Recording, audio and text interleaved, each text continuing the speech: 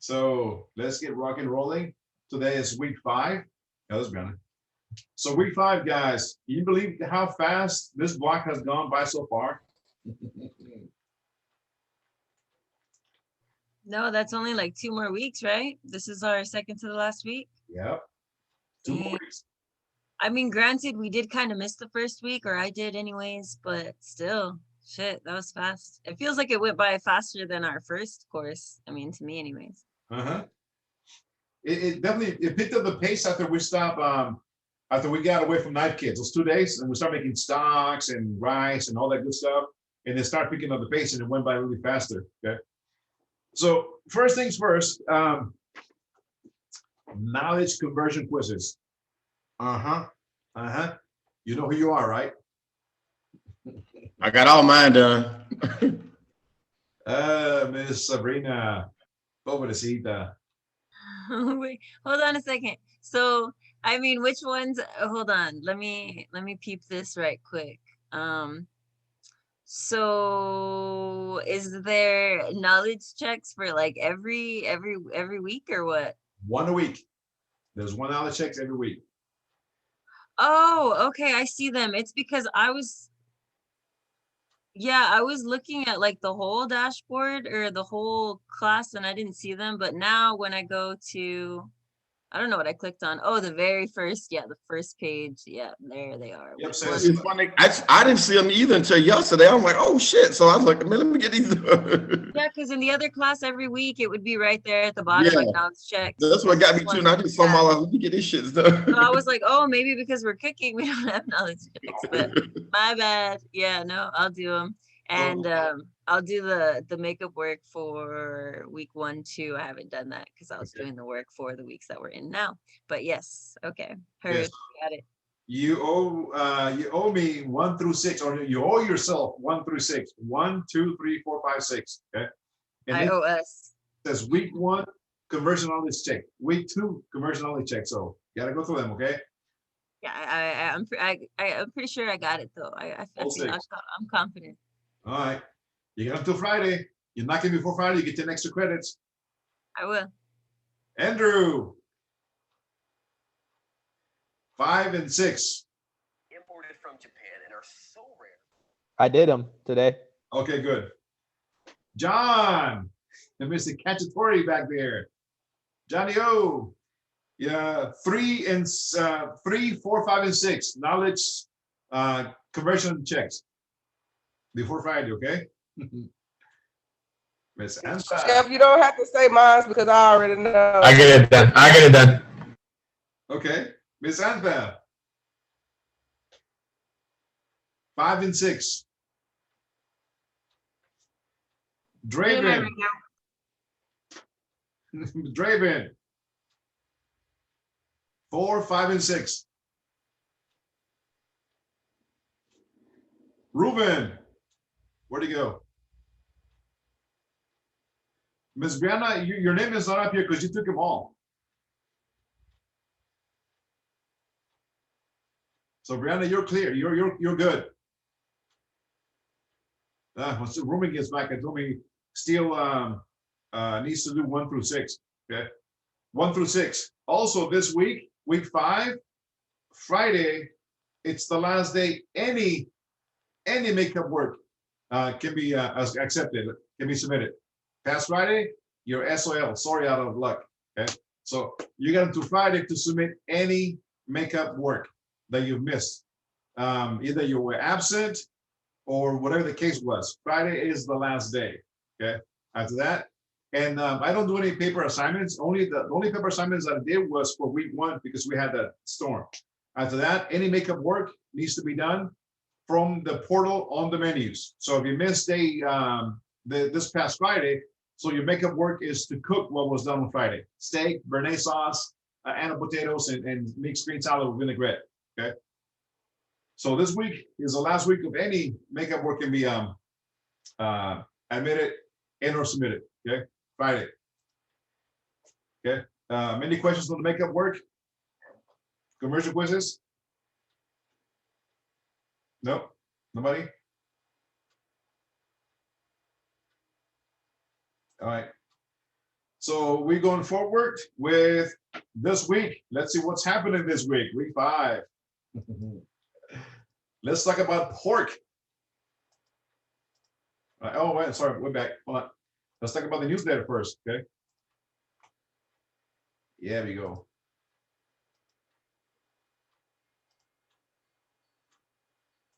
Newsletter.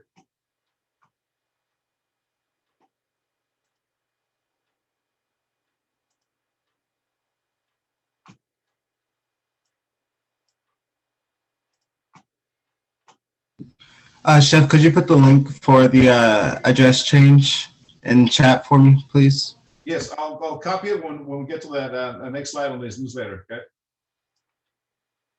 So what is going on? Again, check your emails. If you receive an email from Chef Robin, respond as soon as possible, especially when you go to a new kitchen block, okay? Because she's going to give you the option of you want to go hybrid or online. So check your emails for any emails coming up from Chef Robin and respond as soon as you can, okay? Again, portal issues, Zendesk, that's the contact info to get in touch with them. They can fix it. Tutoring is now available. Even if you have an issue with math, that is going to come in handy because again, I'm not, geometry, trigonometry, all that good stuff, right? What else? James Beard Award, you guys know all about that. Free money outside, so you can apply for the award chip, and they'll give you some scholarships if you get accepted. Talk Campus, feel disconnected. Some help and support, easy to feel, easy to reach out to. Okay, don't struggle alone. Let's talk. The app, download it to your phone, and go ahead and start, accessing that information. Okay. Remember, next week, Thursday is our last day of this block. OMG, where has time gone by, right? Oh man. Thursday's the last day. Thursday's practicals. Right. What else? Here we go. Here's the info, Mr. Gabriel. Let me see if I can send you the copy of the link, all right? Wait, come on, go back. Oh, here we go, okay. I'll do it 2 different ways, okay. This is one way, okay.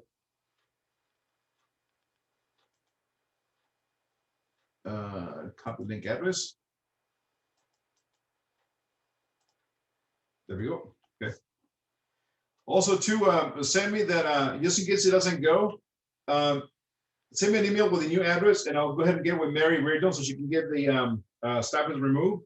And I'll tell Chef Raph that our hybrid jumped to, on you need your product too to be picked up on Monday, so we can give you the product as well too, okay? What else? Local resources, we need assistance. This utility, COVID, flu, then mental, food, and rental assistance. Inter-school department, that's who to contact about finances. Okay. Following the stop the spread of germs, following CDC guidelines. How to use bleach as a disinfectant. Okay, Miss Ann Larry, your best friend when you guys are going to go to externship. Okay. Who's hiring? Korea House, 2700 West Anderson Lane, Unit 501, Austin. Looking to fill prep cook positions. Kitchen United Mix. 8023 Burnett Road, Austin is looking for what is it, back of the house? 2 shifts, 7 a.m. and 1 p.m. a.m. and 5 p.m. and 9 p.m. p.m. shifts. Chef Rick Martinez, eager to speak with Escoffier students applying online. Cork and Barrel is also hiring 4000 East Palm Valley Boulevard, Round Rock. Looking for back of the house. Tiny Grocer, official open on Monday, March 8th. Looking for assistant in the deli. Contact Jason at tinygrocer.com. Baby A's, looking for pastry cook to join their team. Place and resume interest to HR. Lisa James at lisa.j@babyacapulco.com. If anybody's interested in those positions, okay. March is Women's History Month. Celebrate this again. This is a feature one famous female chef each week. This week is Chef Dominique Cran. Dominique Cran. Big news, guy. Not too long ago, she came on the news. Dominique Cran grew up in France with a mother who was a cook and loved taking her to different restaurants to experience a different dishes from around the world, including India, Chinese, Japan cuisine. Cran moved to the United States looking to make her mark in the culinary world. She began cooking at different restaurants and eventually became the head chef of a restaurant in Indonesia. She left there when the country came into conflict and came back to the United States. She worked at different restaurants before opening her own name, Atelier Kren, in San Francisco, and which has now been awarded 3 Michelin stars, making Kren the first female head chef to receive 3 stars. Kren was also named Best Female Chef in 2016 and 2018. She was awarded the James Beard Foundation Award for Best Chefs in the West. So there we go. Okay, Kren, Dominique Kren. Quote of the week: wake up every morning and say it out loud. I can do this, and bring it on. Even when you have your finger cut by a mandolin. Right, Sabrina? Wow. Right? Bring it on, right? You're a trooper, right? My dog. Yeah, like at this point, I'm like, you know what? Every day that I don't get cut by a mandolin is a good day. So There we go. There's a quote for you. Every day, that'll get cut by a mandolin is a good day. Just for fun. Tall, grande, venti, daylight savings times. Hey, man, that screwed up my day on Sunday. I'm like, where the hell Sunday go? What happened to it? Poof, gone. And I had a hard time falling asleep. I'm like, damn it. Trivia, food for thought. Which of these vegetables loses its flavor the fastest and it should be eaten very soon after purchasing? Is it sweet peas, mushrooms, asparagus, avocados, or zucchini? asparagus. Avocado. Sweet peas. Avocados. 2 avocados, 1 asparagus, sweet peas. Anyone else? Sweet peas. Sweet peas. Okay. I have a dog. It was Cocker Spaniel and then came Sweet Pea because he was so sweet. He died of heartworm disease. Man, that was sad. Anyways, got it. Sweet peas, asparagus, avocado, and what else? That's it, right? So let's see the answer. Which of these vegetables loses its flavor the fastest and they should be eaten very soon after purchasing? Voila, asparagus. There you go, Ms. Sabrina. Asparagus loses its flavor the quickest out of any vegetable, so try to eat the day of purchase. Fresh raw asparagus lasts about 3 to 4 days in the fridge on its own. Wrap the ends on a damp paper towel to get 2 or 3 days more, or refrigerated storage time because it starts getting slimy if you don't. So Woo, I'm gonna roll with these trivias. really, right? Awesome. I had a chef when I was working at a sushi back in the days. He couldn't spell asparagus. He spelled it A-S-P-A-R-A-G-A-S.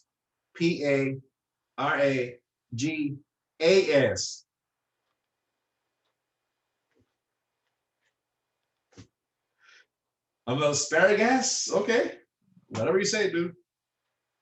Right, whatever floats your boat. So asparagus. Okay. All right, let's get into tomorrow. Let's see what is happening tomorrow. Wilbur. You guys ever saw Charlotte's Web, the movie? Yeah, it was super sad. I know, but delicious, right? Sadly delicious. So let's talk about meats: beef, veal, lamb, and pork. Pork Wilbur. Okay. Pork Wilbur. Let's talk about that in a minute.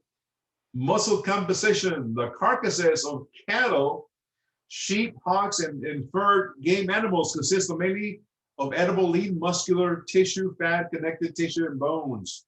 Yes, we make stock out of bones. They're divided into 3 large cuts called primal. Primal cuts are rarely cooked. Rather, they usually reduce to subprimal cuts, except when you get a little cabrito, right? You bury it under the ground and make barbacoa, right? Anyways, for example, the beef primal known as a short loin can be divided into subprimals, including the strip loin.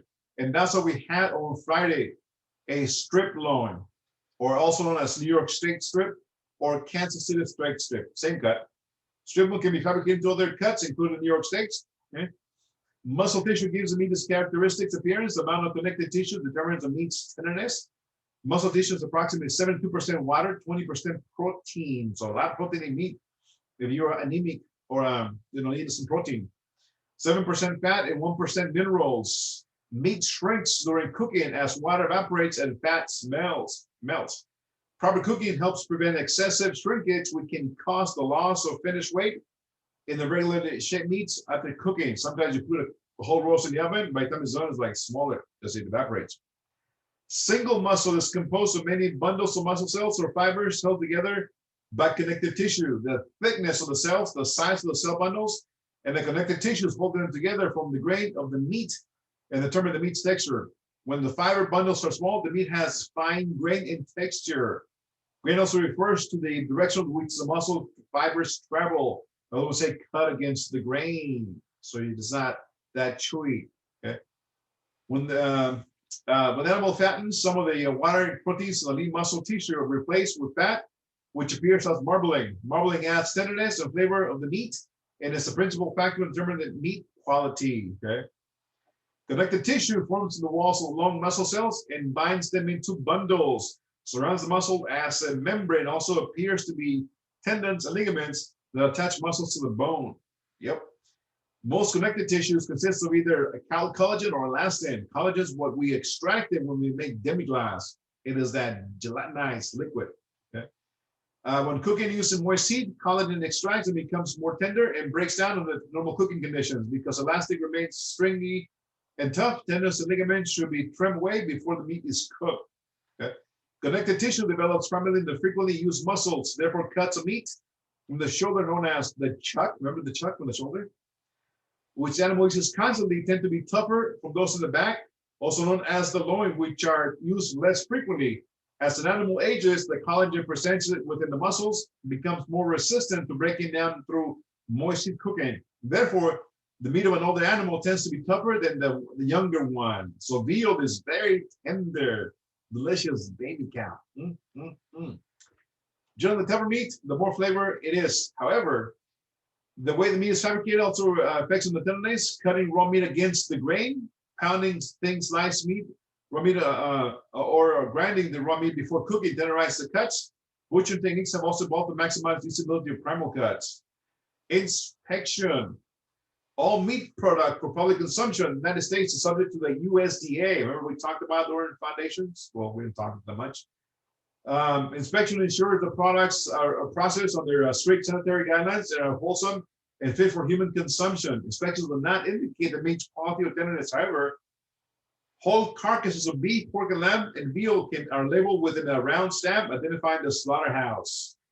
Grading. USDA grading provides voluntarily information system which producers, distributors, and consumers can measure differences in quality meats and price per quality comparisons. Two parts of this grading system, the quality grades and the yield grades. Quality grades established in 1927 are a guide to the eating qualities of meat, its tenderness, juiciness, or flavor, based on the animal's age and the meat's color, texture, and degree of marbling. USDA quality grades are as follows. 1, for beef, you got USDA Prime. Next one to it, same level as Hereford, if you want the beef.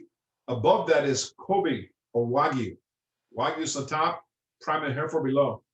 Then you got Choice, Select, Standard, Commercial, Utility, Cutter, and Canner.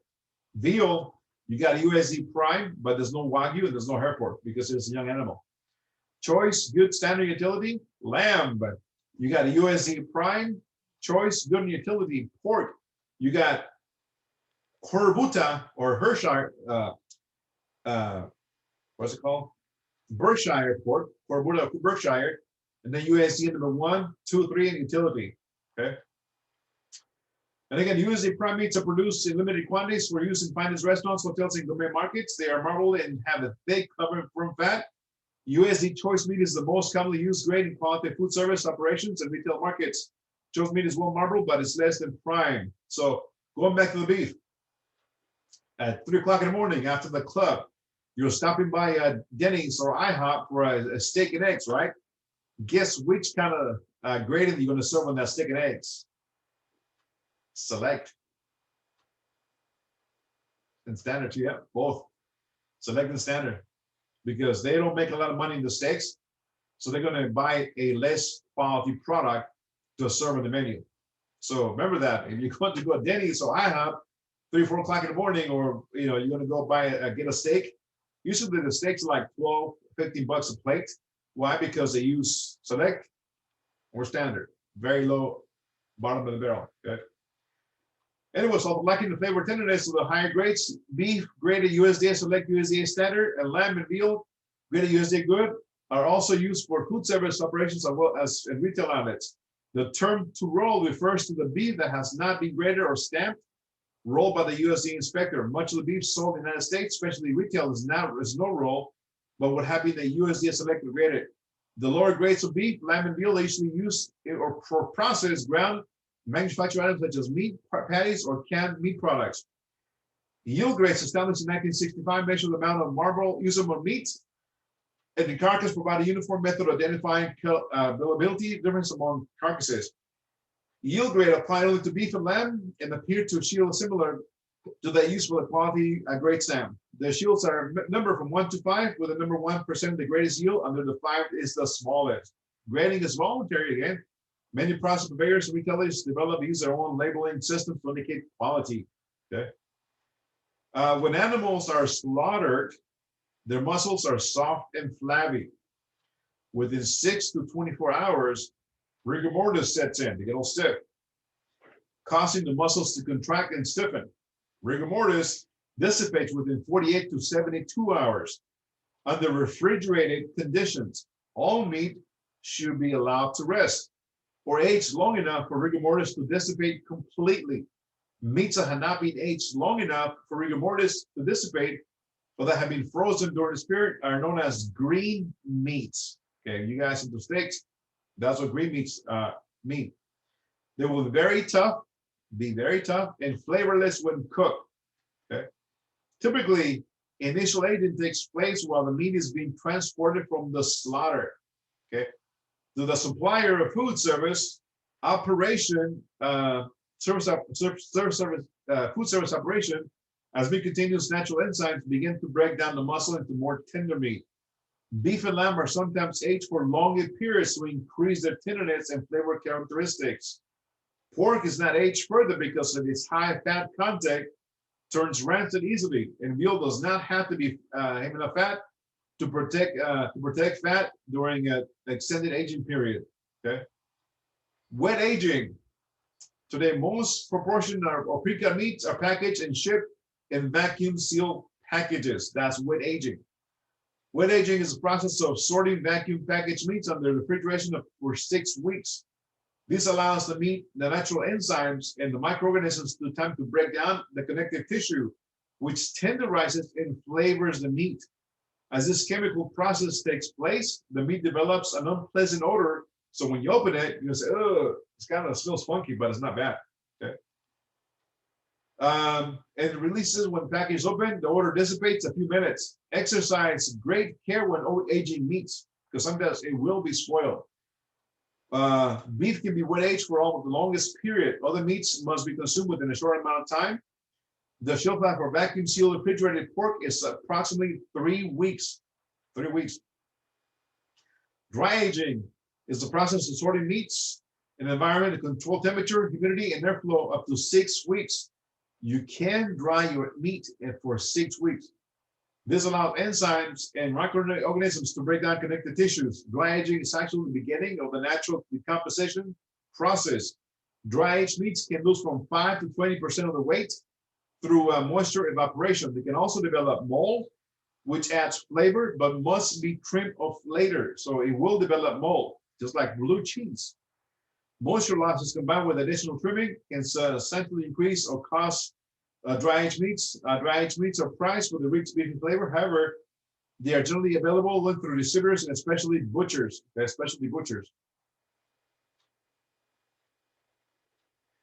Purchasing and storing meats. Several factors must determine the cuts and the meat in your food service operation. Menu. The menu identifies the types of cooking methods used. If meats are broiled, grilled, roasted, sauteed, or fried, more tender cuts should be used. If they are to be stewed or braised, flavorful cuts with more connective tissue can be used. Meat price. Cost constraints may prevent an operation from using the best quality meat that's available. Generally, the more tender the meat, the more expensive it is. Beef tenderloin. Remember we talked with the guy when he was butchering? I said he's the most expensive cut. For example, beef tenderloin is one of the most expensive cuts of beef. Although excellent grilled, it will not necessarily produce better raised dish than tougher, fatty brisket. And beef tenderloin is what we use for sometimes for bulgogi, which is a Korean dish. Okay, quality or maybe beef stir fry. Quality often several cuts of raised meat can be used for a specific dish. So each food service operation should develop its own quality specifications. Once you have identified the cuts of meat the operation needs, you must determine the forms in which they will be bought. Meats are purchased in variety forms, as large as the entire carcass, that must be further fabricated or as small as individual cut ready to cook and serve. You should consider the following when deciding how to purchase meats. First, employee skills. Do your employees have the skills necessary to reduce the large pieces of the meat into desired cuts? Menu can use the variety of bones, meat and trimming to result in from fabricating large cuts into individual portions. Storage, we have the ample refrigeration and freezer space so it can be flexible in the way that you purchase the meats. Cost, consider labor costs and trim usage. Use it more economically to buy large cuts or meat or PC units. So if you have your own place, guys, if it's best to do the research, does it make more sense to buy whole cuts and you break them down? You train your staff to break them down, or you're going to buy the prepackaged, pre-portioned meats. Okay. I come across a fork in the road in this discussion because a while ago, my GM wanted me to buy pre-portioned steaks, which they were 3 times of the amount of price per pound. So I was paying $15 for strip loin a pound. I was going to pay $45 per pound on the pre-packaged cut of beef. I'm like, why spend that much money? It's going to hurt my food costs. I know how to cut it. I can train my staff how to cut it, and I can utilize a trim. I can grind it, make taco meat, make meatloaf, make meatballs, make all kinds of things. So it all depends on your skills, how to fabricate that beef. Okay. Veal, baby cow, is the meat of the young. Usually make cows that are byproducts of the dairy industry. Dairy cows that aren't used in the dairy herds are used in today's veal industry. Okay. Although veal may come from any cow under the age of 9 months. 9 months. Okay. Most come from calf slaughter when they are 8 to 16 weeks old. 8 to 16 weeks old. That is what? 2 to 4 months. That's veal. Very tender. Veal is lighter in color than beef, has a more delicate flavor, generally more tender. If you taste it raw, it's not going to have that metallic blood flavor. It's going to have very different, distinct flavor. Young veal has a firm texture, light pink color, very little fat. As soon as the cow starts eating solid food, the iron in the food begins to turn the young animal's meat red. Meat from cow slaughter when they are older than 5 months is called calf. It tends to be deeper red with some marbling and external fat. Veal's mild flavor and low fat content makes it a popular meat, especially among those looking for an alternative to beef. Its delicate flavor is complemented by both classic and modern sauces. Oh man, I love me some baby cow. Delicious veal. Okay. After slaughter, the cow carcass can be split down the backbone into bilateral halves. One typically cut along the natural curvature between the 11th and 12th rib, just like we saw the guy last week. The shoulder, similar to beef shoulder chuck, the veal shoulder accounts for 21% of the carcass weight, contains 4 rib bones. The backbone blade and arm bones are sometimes removed, and the meat is roasted or stuffed and roasted.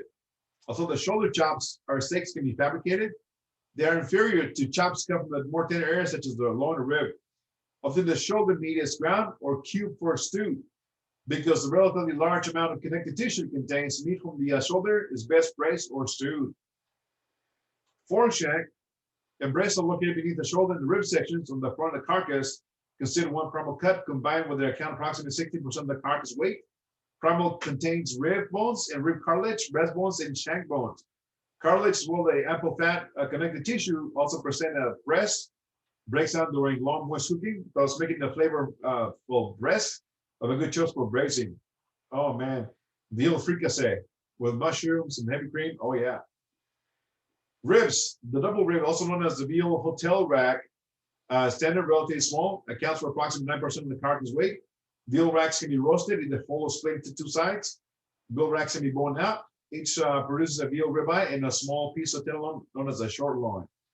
The saddle, loin, the veal loin posterior, it's a primal cut, contains about 2 ribs. Veal loin is very tender, as the tenderloin is, without doubt, the most tender cut of veal. Primal veal loin is separated from the primal leg before the tenderloin is removed. Very, very tender. The small portion remains in the primal loin, and the large portion remains in the sirloin portion of the primal leg. The leg. Primal veal leg consists of both the sirloin and the leg. Together, they account for approximately 42% of the carcass weight. The primal leg is separated from the loin by a cut perpendicular to the backbone, immediately anterior to the hip bone. Contains almost portions of the backbone, tailbone, and hip bone, egg bone, round bone, and the hind shag. Okay. Organ meats. Oh man. Have you guys ever had sweetbreads? Anybody? Have you guys ever experienced eating sweetbreads? No? Anybody? I hate them. So They're you- gross. They're like bolas of fat. No, my dad will make them on the grill real crispy, but no. On the grill? Okay, that's a new one. What's that in Spanish? Sweetbread is the glands of the cow, the baby cow over here. The what do you call? The glands of the veal and lamb. The thymus I'm gland. trying right to here. I'm trying to think of the Spanish name. He's been gone for 2 days. Mo mollejas? Molletes? Mollejas? They're good. They're good. There you go. They're good. Yep. Yeah, they're good. So it's really not bread. No. It's just the name because it's the thymus glands. It's that fatty thing on the left. So It looks like a naked mole rat. oh man, veal sweetbreads. I'm gonna tell you the recipe when I was 18 years old and I was cooking veal sweetbreads on the restaurant. Veal sweetbreads are thymus gland of the veal and lamb. As an animal ages, its thymus gland shrinks. Therefore, sweetbreads are not available from other cows or sheep. Veal sweetbreads are much more popular than lamb sweetbreads in this country. Good quality sweetbreads should be plump and firm with their exterior membrane intact.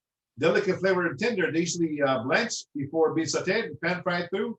Sweetbreads can be prepared almost any time, any cooking method. So when I started, we had veal sweetbreads in the restaurant. It was a French restaurant. And we get the veal sweetbreads, just like you see in the left side, hand side picture, raw. They look like brains, like sessels. We take them, we blanch them in simmering water, take them out, let them cool, and peel the membrane out of it. Peel the outer skin out of it. We'll cut them into smaller portions, dredge them in flour, sear them on a pan, okay? Hit them with a little bit of white wine, shallots, reduce it, okay? Add some sliced morel mushrooms, which are delicious. Reduce them a little bit, add some demi-glace, and then hit it with a little bit of heavy cream to reduce. When they were reduced, we pulled it out the stovetop and hit it with a little bit of brandy. Oh man, those flavors, oh yes, it's man, they were silky, buttery, delicate. And the morel mushrooms, if you guys ever had them, they're like spongy, they're not real chewy. And the veal sweetbreads, if you cook them right, the texture is different. It's like they're kind of chewy, but they're real velvety on the palate. How was yours, Sabrina? Do you remember the texture of it? How was it? The molleja? Yeah, how was the texture? It's just it tastes like fat. I don't like it. No. Yeah, I think it's like it's an acquired taste or for people that really like those, but I don't want to say I hate them, but I would never eat them Oh, again. if you tried it that way, man, then you're like, holy shit, snacks. Yeah, what you said, you're kind of playing on like the softness of it, but my dad, for some reason, when he grills them, he tries to get them real crispy on the outside. So that's a different way of making them. Yeah. But either way, not my cup of tea. Yeah, when you try to get nice and crispy like that in the picture, you sear them until it forms a nice crust on the outside. And that changes the texture. When we did it, it was like, it wasn't seared like they were crispy. They were seared to seal the juices inside. And then we added the rest of the ingredients. Man, they were like, man, oh, shoot. Not a lot of restaurants have it, not because they're expensive. Cow's liver. Cow's liver is much more popular than beef liver because it is tenderness and mild flavor. Ooh, I love some beef liver and onions, man. Good quality cow's liver should be firm and moist with a shiny appearance and without any off odor. Oh, if it's most often sliced, sauteed, broiled, and served in a sauce. Kidneys. Kidneys are more popular in other parts of the world than the United States. Good quality kidneys should be plump, firm, and encased in shiny membrane. Properly prepared kidneys have a rich flavor and firm texture. They are best prepared by most heat cooking methods, sometimes used in a stew or kidney pie. Kidney pie. The hard flavor sweat, the fat sweat collection of veal kidneys can be used in force meats, on barning, and then rendered for deep frying. Like beef, veal is a major source of protein as well as niacin, zinc, and vitamin B. So again, if you're anemic, eat some liver. Okay. Here are some top 10 veal dishes. Okay. Top left is veal with morel mushrooms. See those bâtonnets cuts of carrots. Okay. With some peas, some basil. Bottom of that is veal marsala. Veal saltimbocca. Veal marsala. Bottom left, veal marsala. Veal cutlets that are tenderized, dredged in flour, seared off. A little bit of white wine, marsala, shallots, mushroom reduced. Some demi-glace, reduced, heavy cream, and a touch of marsala at the end. Oh man, those are great. The ones on the top middle, these are the ones we're going to use the pork for. If you guys do your own shopping, you find veal Milanese. That is seasoned flour, egg wash, breadcrumbs, pan fried, and then served like that with a little bit of parsley, lemon, and lemon zest. The one at the bottom is veal saltimbocca. In Italy, saltimbocca translated to English means jump at the mouth. Okay, saltimbocca, get it? Saltimbocca. What it is a veal cutlet that has been tenderized, okay, piece of fresh sage and a piece of prosciutto attached to it. It's pressed and then seasoned with flour and then just slightly seared on both sides, sears the juices inside, sears the prosciutto and the sage inside the veal. So when you taste it, you get the salinity of the prosciutto and the earthiness of the sage, and it goes well with the a caper or beurre blanc sauce. Man, that's another great dish. The top two, the one with the spoon sticking out of the bone, and the one at the bottom is veal ossobuco. Oh, it's a shank that has been slow braised and slow cooked with risotto. In the middle is bone marrow. If you serve veal ossobuco, you need to serve a little specialty bone marrow fork to dig the marrow out of the bone and eat it. That's like eating butter. It's heavenly good. The last one with the noodles is veal piccata. Same thing. Veal cut, tenderized, dredged in flour, seared off, removed. Shallots, white wine, capers, reduce off the fire and fold in some butter. Mix some butter sauce and then put the veal back on. Veal's piccata. Man, oh man. All those are great dishes. And a little bit about Brassica family vegetables. Okay, Brassica family involves cabbage, kale, kohlrabi, broccoli, cabbage, Brussels sprouts, which we have Brussels sprouts, broccoli and cauliflower too. Okay. Tomorrow's menu. Okay. We are making, I can't read that, veal Milanese. So those of you guys who have your stipend and you're able to find veal, more power to you. We are not, we're going to use pork cutlet. Pork cutlet cooked the same as the veal is a technique. We are making spatzel tomorrow. You guys ever had spatzel before? No. Okay. No, but I saw someone made it on Hell's Kitchen the other day. I never even heard of it.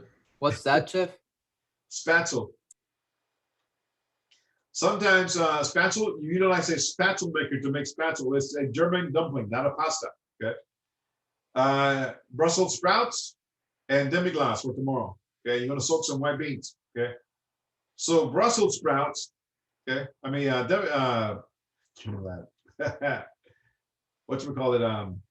spatzel, translated to English, means little sparrows, because it's supposed to be the shape of little sparrows, okay? So let me see if I can find you the spatzel technique, okay? So you guys can know how to make spatzel tomorrow, okay, for the veal. It is a German dish, so, okay.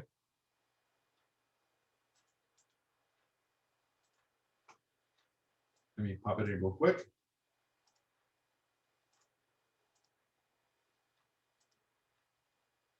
From the beginning. With Spätzle, or as we Americans prefer to pronounce it, Spätzle. That's right, I'm going to show you how to make the world's smallest one. Well, technically, that's what they are. I prefer to think of these as the world's easiest free-form pasta, since the taste and texture are very similar, and they will pretty much work with any of your favorite pasta preparations. Plus, above and beyond all that, this stuff is way faster and easier to make than pasta, as you're about to see.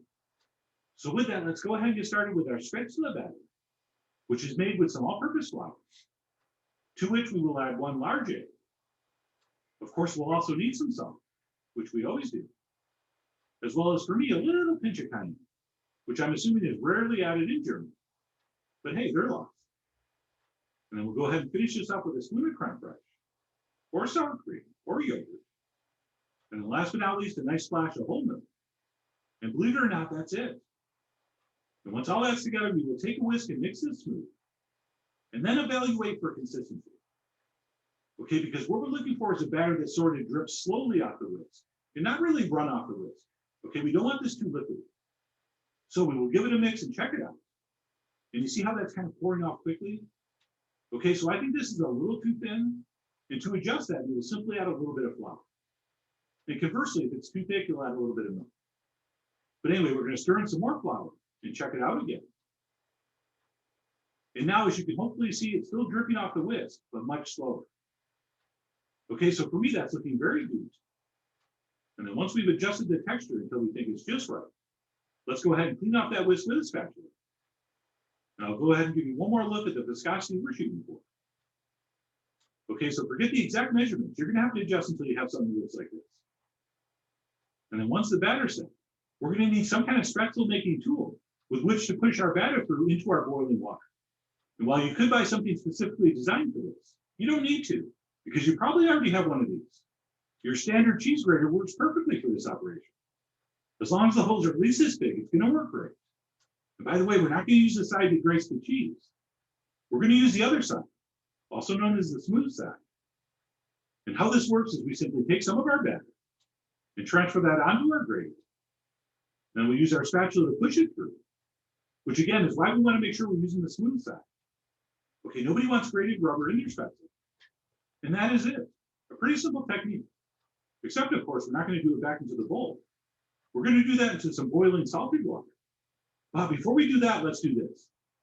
We want to first prep whatever sauce or substance our finished spatula are going to go into. And my personal favorite, and very classic choice, would be some toasted butter. So what we'll do is melt some butter over medium heat and simply cook it, swirling occasionally, until that toasts to a nice golden brown. And yes, if you want to go darker, feel free. Or if you don't want it toasted, you just want to melt the butter, that also works great. Okay, so how you finish this is going to be up to you. You are, after all, the Hansel and Gretel of your spatula. But anyway, you can see how far I toasted mine. And once that's set, assuming we've brought some salted water to a boil, we are ready to extrude our batter. So what we'll do is place our batter on top of our grate, a couple spoonfuls at a time. Oh, by the way, one way you can tell your texture was perfect, the batter won't drip through until you push it with a spatula. Okay, there's a very old German saying that I just made up. If it drips before you push, add some flour so you don't have mush. So not to brag, but this was looking just about perfect. And as you may notice, that's all sort of clumping together in one spot. And there's 2 reasons for that. One is I'm just looking at the viewfinder and not paying attention, because I should be moving that grater around more as I drop into it. But also I could have this boiling more furiously, but I did because it was fogging the lens. Having said that, it's not a problem, because when we take the strainer and give it a stir, those will all separate beautifully. Which reminds me, these are considered done when they float to the top. which as you saw happens very quickly. So this really is a super fast recipe. And then once those are floating, what we'll do is take a strainer and simply transfer those into our melted butter or whatever sauce you happen to be using. And we'll repeat that very easy process until our batter's gone. And by the way, this was a very small batch I did, just using 1 egg. It's only enough for like 2 portions. But the good news is you can scale this up as much as you want. And if you are going to make larger quantities, you can totally do this step ahead. And then just repeat these in the sauce when you're ready to serve. So something to keep in mind. But anyway, we'll continue on until our batter's been used up. And all our spatula has been transferred to our pan. At which point we have a few options. Since everything's hot, we can just toss this and serve it. But personally, I like to put the heat back on medium and give these a little bit of a saute for a minute or two. Okay, I don't really brown them, although some people do. And that is a very nice way to do it. But I'm just going to cook these in that hot butter for about a minute or so, just to give them a little bit of time to absorb that beautiful nutty flavor. And of course, as always, we definitely want to give it a taste to see if it needs a little pinch of salt, which mine did. So I tossed them in and gave it one last bit, as well as one last taste. And once we're happy with it, we can turn off the heat and then possibly finish with a little bit of fresh herb. I had some Italian parsley, so I'm using that. Plus some freshly snipped chives are also a wonderful choice. So I stirred that in, and that's it. Our spätzle is ready to serve up. And yes, I'm pretty sure I pronounce that differently every single time I said it. I should have just stuck with spätzle. Which? So spätzle tomorrow, spatzel, okay? You're gonna make the batter, make sure it's thick enough, and how you check it is if you don't have one of those cheese graters, you can utilize a colander with your strained veggies with the has little holes, okay? Put the batter on it without pushing it. If it comes right through, you need more flour to thicken it. The batter needs to come through when you push it, not on its own, okay? Have brown butter next to it, okay? On a step band ready to serve it. So just like that, make the batter, test it, grab a pot of boiling water, add salt, put your container with the holes in on top, put the batter and push it right through.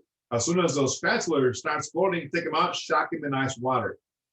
Strain them, drain them, okay? Have some brown butter ready to rock and roll, and then saute your spatula on the brown butter. Not all at once, okay? Because if you're gonna put a whole bunch of spatula in a small pan, what's gonna happen, they're gonna stick at the bottom of the pan. You're gonna have mushy, wet spatula. The spatula needs to be light golden brown on some of them, and a little bit of crunchiness because of the searing, almost like the sucre on the risotto rice kernels, just like that. That is spatula, okay? Again, small batches, saute small batches, okay? Light golden brown on some of the spatula, and the flavor needs to come from the brown butter. That is spatula for tomorrow, okay? Any thoughts about tomorrow's spatula?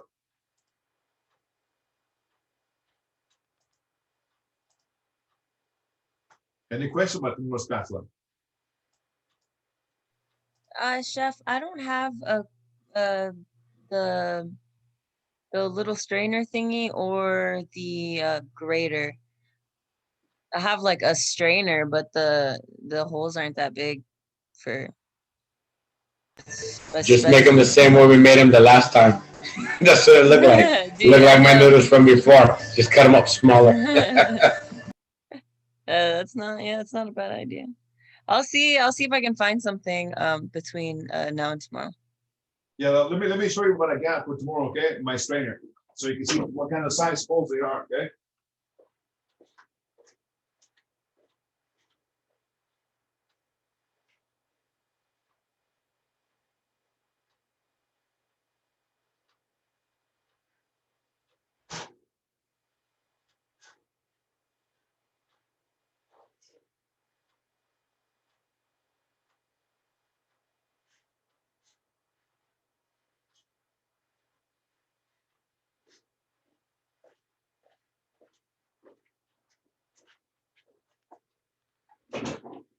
That's the strainer that I got, okay? Something like this, where you wash your veggies, tomatoes, radishes, okay? But if you have the access to buy a spatula maker, this is what a spatula maker looks like, okay? You put the batter here, okay, inside. You pass it back and forth because this rests on top of the pot of boiling water, okay? This has a little bit bigger holes, okay? This is a spatula maker, okay? There's another one, this one comes like, I don't know, I think $7, okay? There's another spatula maker. This is like a little pizza pan with holes, okay? Oh, I have a pizza pan with holes. Okay, cool. I mean, make sure the holes are, you can almost push a pencil through. They're pretty good size. Yeah, I think we're Gucci. Yep. So you put it on top of the boiling pot and you put the whatchamacallit, the batter here, and you push it with your rubber spatula, okay? So this will work for the spatula too, okay? So colander, pizza pan with holes, or if you're bougie, like this one, Amazon, okay? But that's if you want to invest later on, okay? Spatula maker. So tomorrow's menu, you're gonna take your, for those of you guys who picked up your product on campus, you picked up 2 kinds of pork online, and however you picked up 1 kind of pork. The pork cutlet, we're gonna take it, saran wrap on the table, saran wrap on top, and tenderize it with the meat tenderizer. As it tenderizes, it's gonna get bigger in size. Then seasoned flour, egg wash, and breadcrumbs. And that's gonna be pan fried. That is it, okay? Brussels sprouts, we're gonna cut the bottoms off, remove the dead leaves out of them, blanch them in boiling water with salt, just like you did your asparagus, take them out, shock them in ice water, okay? Shock them in ice water. Cut them in half, season them with oil and salt, and put them in a sheet tray in the oven to roast them, okay? Brussels sprouts need to be roasted, but when you blanch them, don't overcook the Brussels sprouts, okay? They need to be still firm and tender because you're gonna finish cooking them in the oven, okay? So you got the pork cutlet, Milanese, the spatzel, the Brussels sprout, and demi-glace, okay? Sauce for the cutlet. And beans, you can soak them in a time, okay? That's what's happening tomorrow. Any questions about tomorrow? It's a German dish. German style dish. No? All right, Chef, all these recipes are on the portal, right? correct. Okay. So that's tomorrow. Hey, Jeff, the white beans, are we soaking them for what exactly? For Wednesday's menu. Oh, for Wednesday, okay. 'Cause So you- we soak them for two days? Oh, you just soak them tonight for tomorrow. By soaking them, Okay. it'll be a lot easier to cook. Otherwise, if you don't Mm. pre-soak them, they're gonna take at least an hour and a half, 2 hours to cook because they're so stubborn. Oh, okay, got it. So start soaking them tonight, you said for tomorrow, but actually not for tomorrow, for Wednesday, right? Correct. Okay, all right, gotcha. But it's gonna take a long time. So what's the difference between what we're making tomorrow and like schnitzel? The schnitzel is when you cut it and spread it out. Just do it. Okay. Yeah. Alrighty. Basically the same, but just got how you cut it. Lamb, it's on Wednesday. Lamb. That's what's happening Wednesday. The rack of lamb, okay? Lamb, baby lamb, delicious baby lamb. Look at that innocent looking lamb. Right? Cabrito. Lamb. Like I said, Mary had a little lamb. Is it the same as cabrito? Almost. Almost, right? But it's, yeah, because the taste is different. Lamb is more, it has a better taste. It's gamey if it's too old. So yeah, right, see? Right, Sabrina? Right, guys? Had a little lamb. Uh-huh.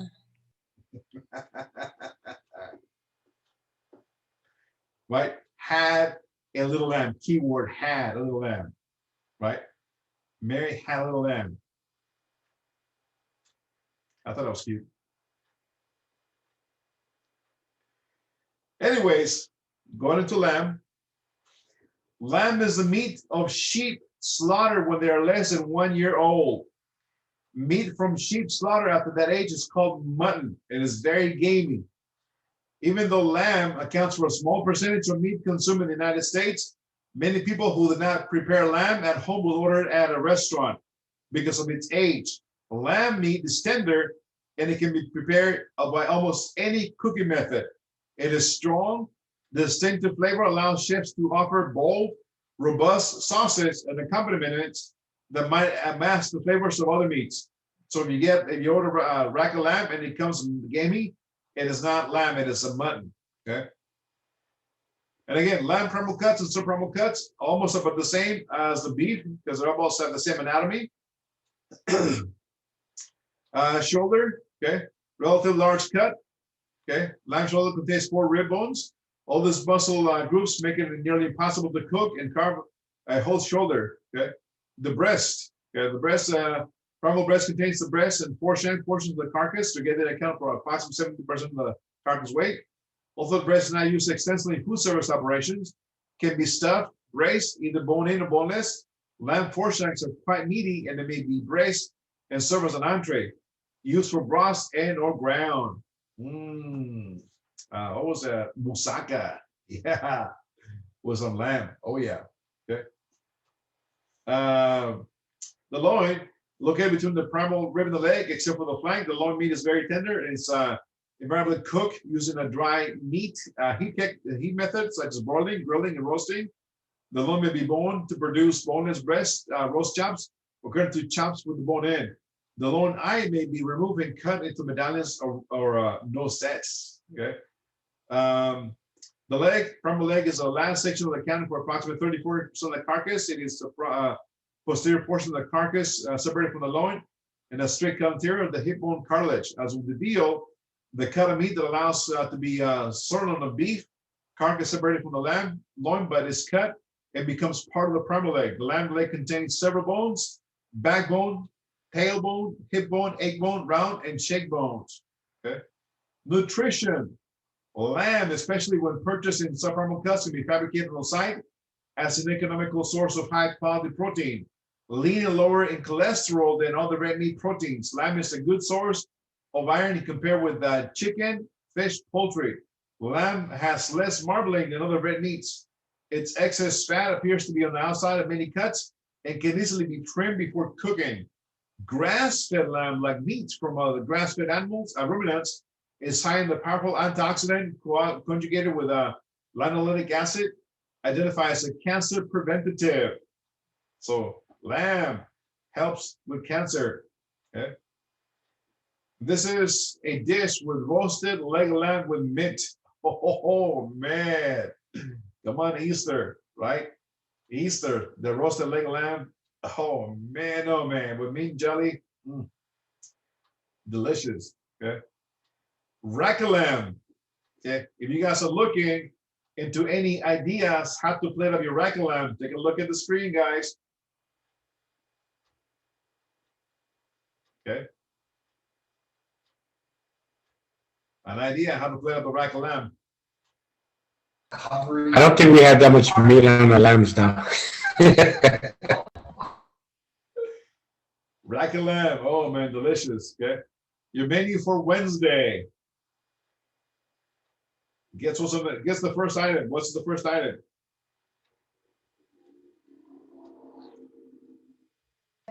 Bougie salad. Bingo. Your second shot of making a salad on your own. I'm not gonna tell you how to make it. You guys saw the demo. Some of you guys did really well. This is your time to make a bougie salad, right? Bougie. And then roasted rack of lamb, Marie Louise. Okay. Why Marie Louise? Marie Louise was the widow of Napoleon Bonaparte, the little bastard. Her recipes include some kind of a sweetness ingredient to the recipes. Okay. When we say roasted rack of lamb, Marie Louise, what kind of sweetener did you pick up in your box today, guys, from school? Molasses. Molasses, that is correct. Molasses. Okay. Haricot panache. Haricot panache is green beans that you picked up, are blanched, shocked, nice water, strained, drained, sauteed. And you're going to mix the navy beans, the white beans that you're soaking on today or tonight or tomorrow. You're gonna cook them until tender and take them off. strain them. After you saute your green beans, you're gonna add those beans to the haricot vert, okay?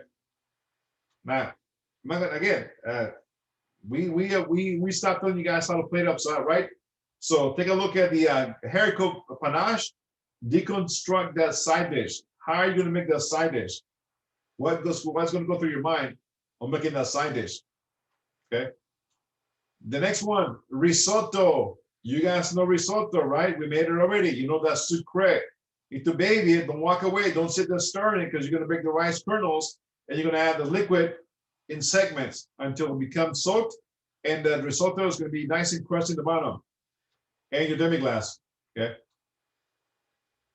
So you got salad, rack of lamb Marie Louise, haricot panache, risotto, and demi-glace. 5 recipes on Wednesday. Easy does it, right? My advice is blanch the beans and cook the beans. Cook the navy beans, blanch the green beans. Get them out of the way. Set them aside, ready for sauteing. Okay. Knock out the risotto. Okay. While the risotto's cooking, take care of your rack of lamb. Let's clean it. Let's smother with the Dijon mustard, the molasses. But first, we're going to sear it first, and then we're going to smother with Dijon mustard molasses, and then coat it with panko breadcrumbs. Set it aside. Okay.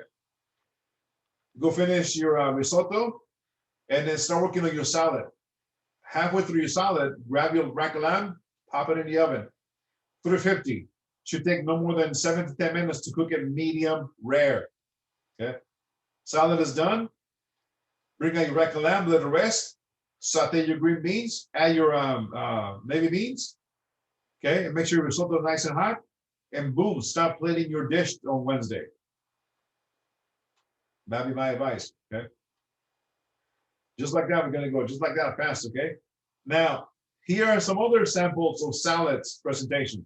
So you got some of a challenge making salads. Okay. See the one in the bottom in the middle, Mr. John? That's kind of like the one you did, right?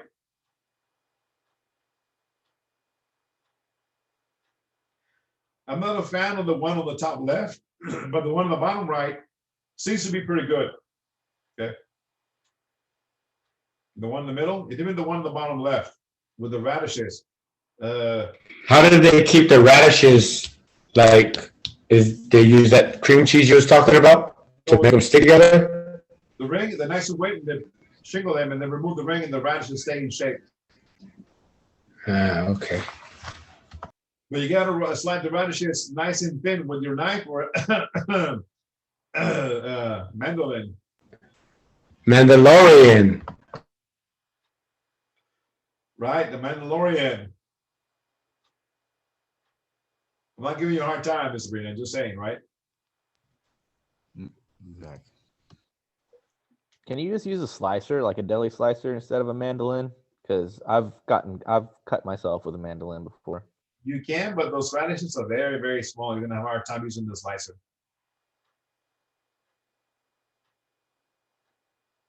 You can use a knife too, but you gotta be very precise, you gotta take your time. Yeah, I think I'd rather just use a knife. Those mandolins are scary. Yeah, friend and foe, right? So different salad presentations on Wednesday, different, okay? And then rack of lamb, some ideas on the rack of lamb, how to play up, okay? I'm not a fan of the one that's the 3 chops standing up, but you know, to each his own. I'm okay with the one on the left-hand side, okay? That loin and only one bone. The one bone gives it height, center of the plate. The one extra with the 2 nicely trimmed chops and the bones attached, or even the one on the far right-hand side, which I think I can show you that one.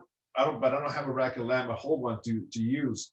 You make a crown. You remove the loin, make a crown, tie it, roast it, and then grill that loin, and then slice it nice and medium rare. And you have that rack of lamb that start with butcher spine, like a little crown. Remove the butcher spine and put it in the middle, so it got a nice little height, okay?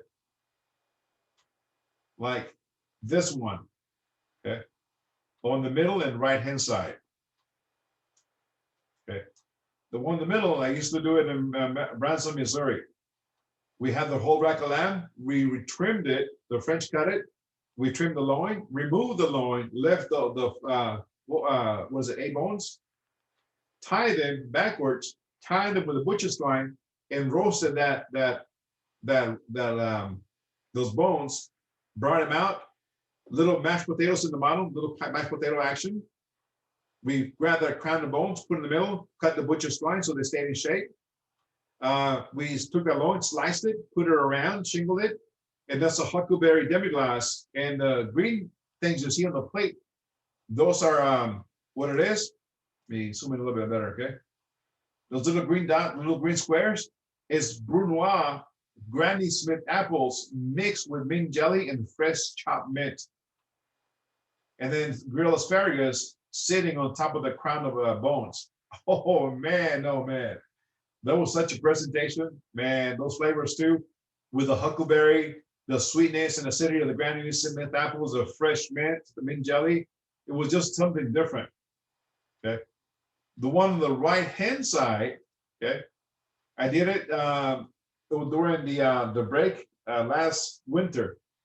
I had an extra rack of lamb, and I was like, you know what? I'm going to go to the kitchen and see what I can come up with. So there's the piped mashed potatoes, the same rack of lamb bones, roasted tight, that loin that's been seared, cooked medium rare, sliced, cut out.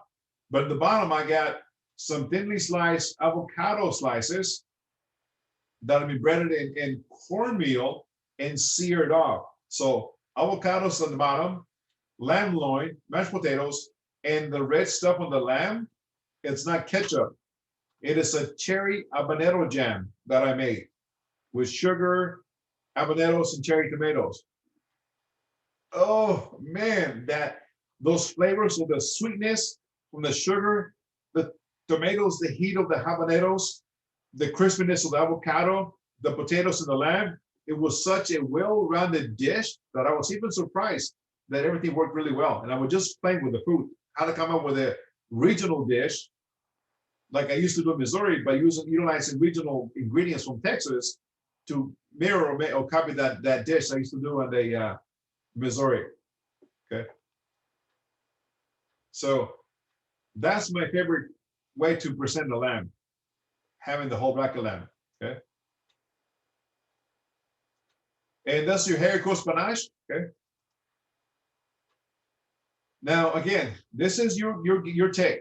So what you can do, just an idea, okay? Or what I might do is I might take those green beans, those navy beans. I'm gonna puree them with an immersion blender with a little bit of stock to get them nice and smooth. I'm gonna take those green beans, trim them, cut them the same size, make a little haystack on my plate, okay? It's gonna be a smear of the navy beans, the green beans on top, so it showcases the white and the green, okay? The risotto, little timbal, nice little height, my rack of lamb, and my demi-glace with mint, okay? So trying to come up with a different idea how to present that lamb, okay? And of course, you guys know risotto, right? And demi-glace, remember how we made the brown stock? Remember how I took that demi-glace, Zach, John, who else? Brandon and Sabrina. Remember how I took it and reduced it? Yeah, with the tomato sauce in the oven and stuff. Yeah. So this is what I used to do at work. I used to order 70 pounds of veal bones. See on the left-hand side? I did exactly the same thing we did on campus. Smeared them with tomato paste, roast them in the oven, took them out, put them in my steam kettle jacket on the right-hand side of the oven, fill them with water, caramelized my mirepoix, and then added to that steam kettle jacket with water. But when I went a step further, I took whole onions, cut them in half, and grilled them on the grill with the skin on, and added that to my stock. That onion with the grill on, the skin on, it's called onion brulee. Oh man, what flavors the onion brulee adds to the stock are insane. So there's my stock in the 5-gallon Cambro strain. I reduced it the next day, half its original weight in volume. And then I judged it on how thick and sticky it was, even how I put it on a plate. So I grabbed a glass of water, put demi-glace on it, looked it around, see how thick it was, how dense, and also put it on a plate, see how it ran, if it bleed or it stayed somewhat inside the middle of the plate. That's how I judge my demi-glace. It's a long, arduous process, but the outcome, man, is like gold. That's why they sell it for $120 a gallon. That was with 70 pounds of bones. Ended up with 15 gallons of stock. Reduced that to 5 gallons of demi-glace. That's how concentrated that demi-glace was. Delicious, guys, delicious. It's a labor of love. Took me 3 days to make that batch. 3 days. Man, oh man. But the flavors, oof. Out of this world. Out of this world, okay? So that's it on Wednesday, right? Lamb, haricot spinach, demi-glace, okay? And mixed green salad. Any thoughts about Wednesday, guys? Like always, have all the ingredients mixed out before we start class. So we can start, we rock and roll, and you guys are going to see some awesome presentations again when it comes to high level night, and we share everybody's plating presentations. Mixed green salad, rack of lamb Marie Louise, haricot spinach, and what else? Risotto and demi-glace. 5 recipes on that day. Okay, 5 recipes. Any questions on Wednesday? Nope. I'm sure you will. That's fine. That's what we're here for. I'm sure I will.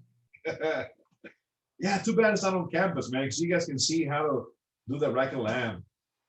Man. All right, that's Wednesday. Let's take a look at how to French cut a rack of lamb. Okay. If we were to get a whole rack of lamb, okay. Oh, and I gotta show you the cuts of pork too. Frenching a rack of lamb, basically. So this is how to French cut a rack of lamb, okay?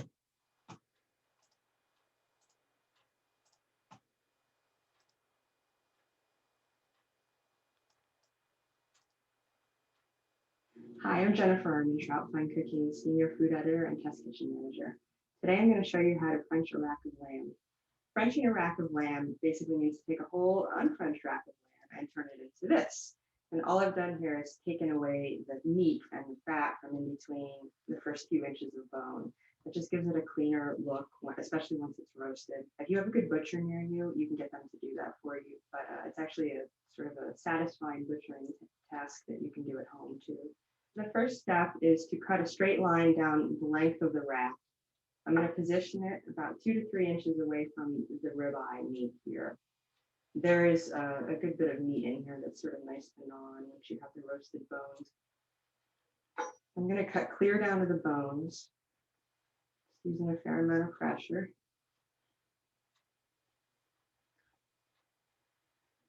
This rack happens to have a bit of the shoulder blade still in it, but I was able to cut clear through it. So if you find that your rack also has one, don't worry about it yet. We're going to get it out later. If you can't cut through the shoulder bone, you can also just remove it right now.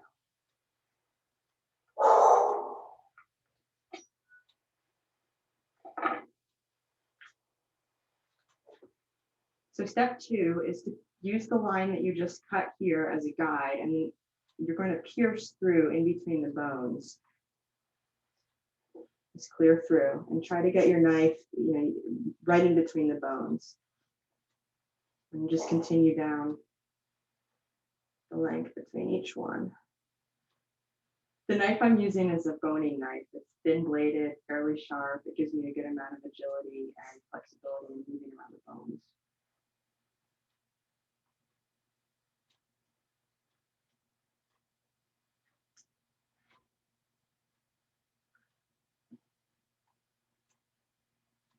Okay, step 3 is to score the membrane off the bones here.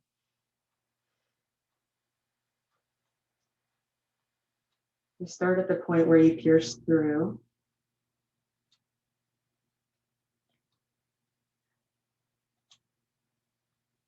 I'm using a fair amount of pressure to really cut down to the bones. It's going to help the membrane come free in a moment.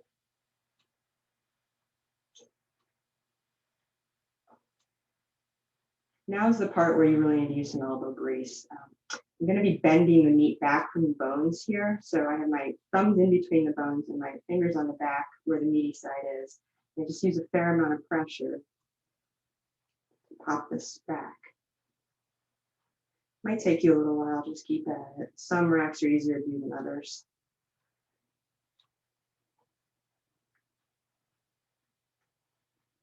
If you find that you're having a little bit of resistance, you can also go back and score again, because maybe you just didn't score it quite well enough at the beginning.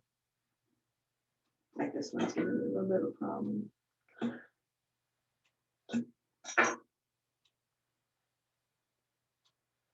Once you get down to the point where you had pierced through, you'll see that the strip of meat starts to pull away on its own. Yeah, it's a little gruesome, but we're going to clean it up.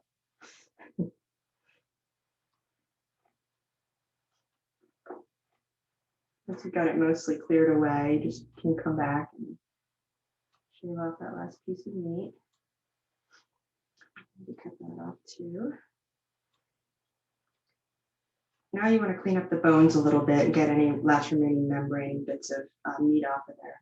There are a couple of different ways you can do it. I usually use a combo of both. First is just using a knife to kind of cut around, get those little bits, the bigger bits. You can also scrape with the back of the knife. And the last technique is to use a clean cloth and just sort of pull along.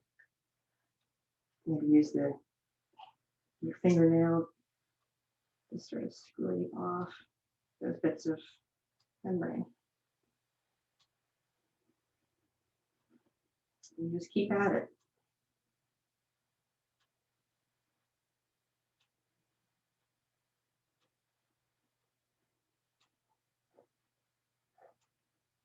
All right, last step.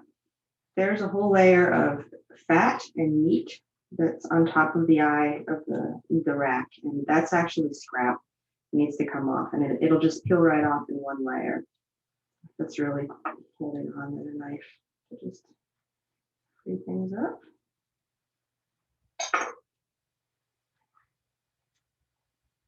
And at the bottom, you need to cut it off.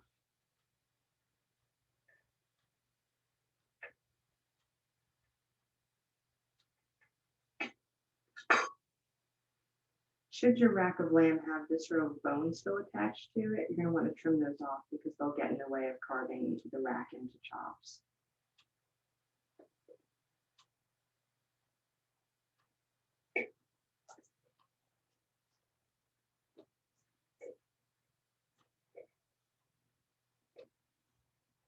And there we go. Easy does this. So we're gonna take a look at our rack of lamb on Wednesday and see if it needs to be trimmed or not. Okay. Hi, I'm Jennifer. I'm in Trout Fine Cooking, senior I food know. editor and test I can see kitchen you manager. already. Okay. So we'll take a look at that on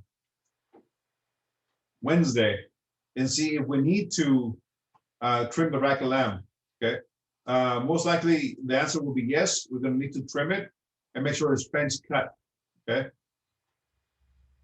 Again, Mary had a little lamb. Thursday and Friday. Let's talk about pork. Okay. Thursday and Friday, pork. Okay. Pork. Come on. Not that one. Okay. Pork.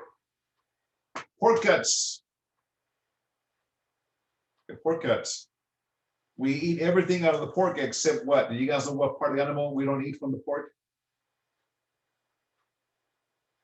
I know I eat the chitlins.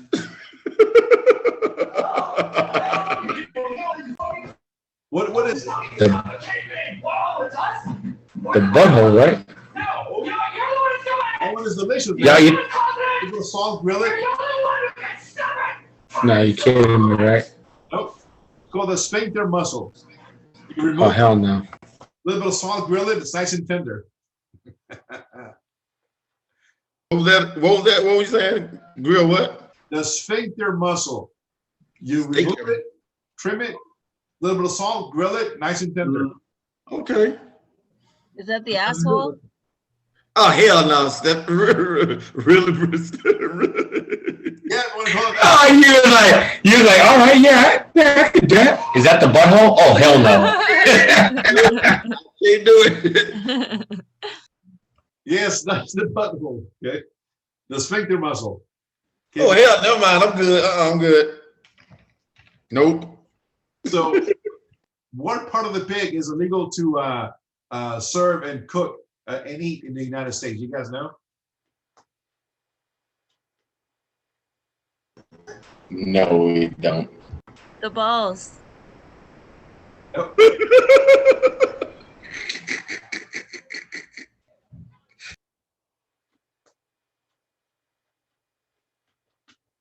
Crickets, everybody. No. The teeth? The teeth. Can't eat the teeth. Well, you can cook them, but you can't eat them. The liver? What about the hoofs? Can't eat the hoofs. Yeah, pig's feet. The private part? The vitrum? Oh, I don't know. You can't eat it, but you could do other stuff with it, I guess. What the? What? No, never mind. Hey, next class. We'll wait for the No, next I time. mean like because Hopefully I'm absent. it's because they use like horses' hoofs and stuff to make other shit. The only part that you cannot eat in the United States that is illegal to sell or to serve and eat are the pig's lungs because of diseases. Swine flu. Bingo.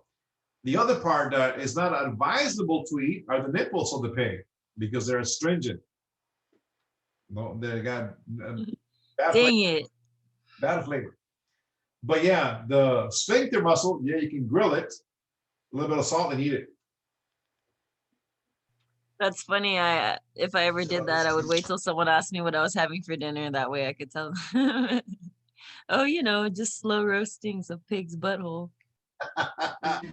I'll eat the swine flu before I then eat a butthole. I'm sorry.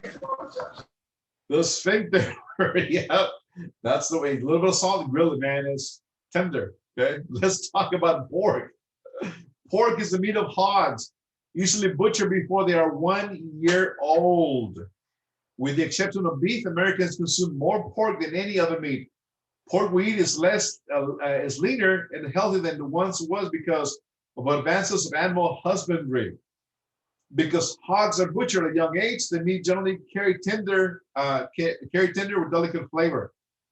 Pork can be enjoyed cured, processed, fresh. Mild flavor of fresh pork blends well with the many different seasonings, making it a popular menu item. It is naturally tender and can be prepared by almost any dry heat, moist heat, or combination cooking method. More than 2/3 of the pork market in the United States is cured to produce products such as smoked hams and smoked bacon. Primals and subprimals, after the hog is slaughtered, generally split down the backbone, dividing the carcass into 2 bilateral halves. Okay. The hogs are bred specifically to produce long loins. Loin contains the highest quality meat and the most expensive cut of pork. And that is what you guys picked up from school today, the pork loin cutlet. That's where it comes from. Pork is unique that the ribs and the loin are considered a single primal, not separated into 2 different primals, and there are ribs and loin, beef and lamb. You got the shoulder, known as the picnic ham. The lower portion of the hog's foreleg accounts for approximately 20% of the carcass weight. Contains the arm and shank bones and has relatively high rotation of bone to lean meat. The Boston butt is a square cut located just above the primal pork shoulder, right above, okay? Counts for approximately 7% of the carcass weight. So Boston butt is not from the butt, that's the ham, okay? The belly, the primal pork belly is located below the loin, accounting for approximately 16% of the carcass weight. Very fatty with only sticks of lean meat. Contains spare ribs, which are always separated from the rest of the belly before cooking. The loin is cut directly from behind the Boston butt, okay, by the shoulder, along the spine. Includes a whole entire rib section as well as other loin and a portion of the sirloin area. The primal loin accounts for approximately 20% of the carcass weight. From the loin comes the pork spare ribs, pork back ribs, pork tenderloin, and pork loin chops. So that's where you got the pork tenderloin from, okay? Pork cuts, fresh ham, Primal fresh ham is a hog's hind leg. It is rather large cut, accounting for approximately 24% of the carcass weight. The ham contains the egg, leg, and hindside bones. Like many other cuts of pork, hams are often cured for and smoked, but fresh hams also produce great roast and can be prepared using almost any cooking method. Like any other meats, pork is a good source of protein, B vitamins, and other essential nutrients, but it's also high in fat, especially saturated fats. From new breeding and feeding techniques, the fat content of pork has been lower in recent years. Okay, butchering process. Other than suckling pigs, pork products are generally not processed, purchasing forms larger than primal cuts as earlier. Okay, so let's take a look at the butchering process of hogs real quick. Okay, so you know where your cuts are coming from, and this is exactly what you guys from the hybrid are going to do when you guys go to farm the table, because you're going to do exactly three things: fresh cream, sea salt, and olive oil to make it spreadable. No, you're going to do the exact same thing, okay, as this guy is doing. Give you a little bit advanced peek at what's coming up from the table. Okay, here we go. We're here at Wybrook Farms, where we're going to break down a half a pig into cuts that you would see at your local butcher shop. So the first thing that we're going to do is we remove the leaf lard. Leaf lard is the most neutral of all fats, which means it doesn't have a lot of taste to it. Traditionally, it would be used in things like pie crust and stuff like that before the advent of shortening. Right here, I'm just kind of removing a bit of the flank section. This is just sort of a preliminary step. We'll come back later in terms of removing the sirloin section, but that just kind of gets it out of the way, and also makes it a little bit easier to pull the tenderloin. So along with the leaf lard, one of the first things we'll do is also remove the kidney. Kidneys are wonderful. I usually grind them with my grind and put them into sausage.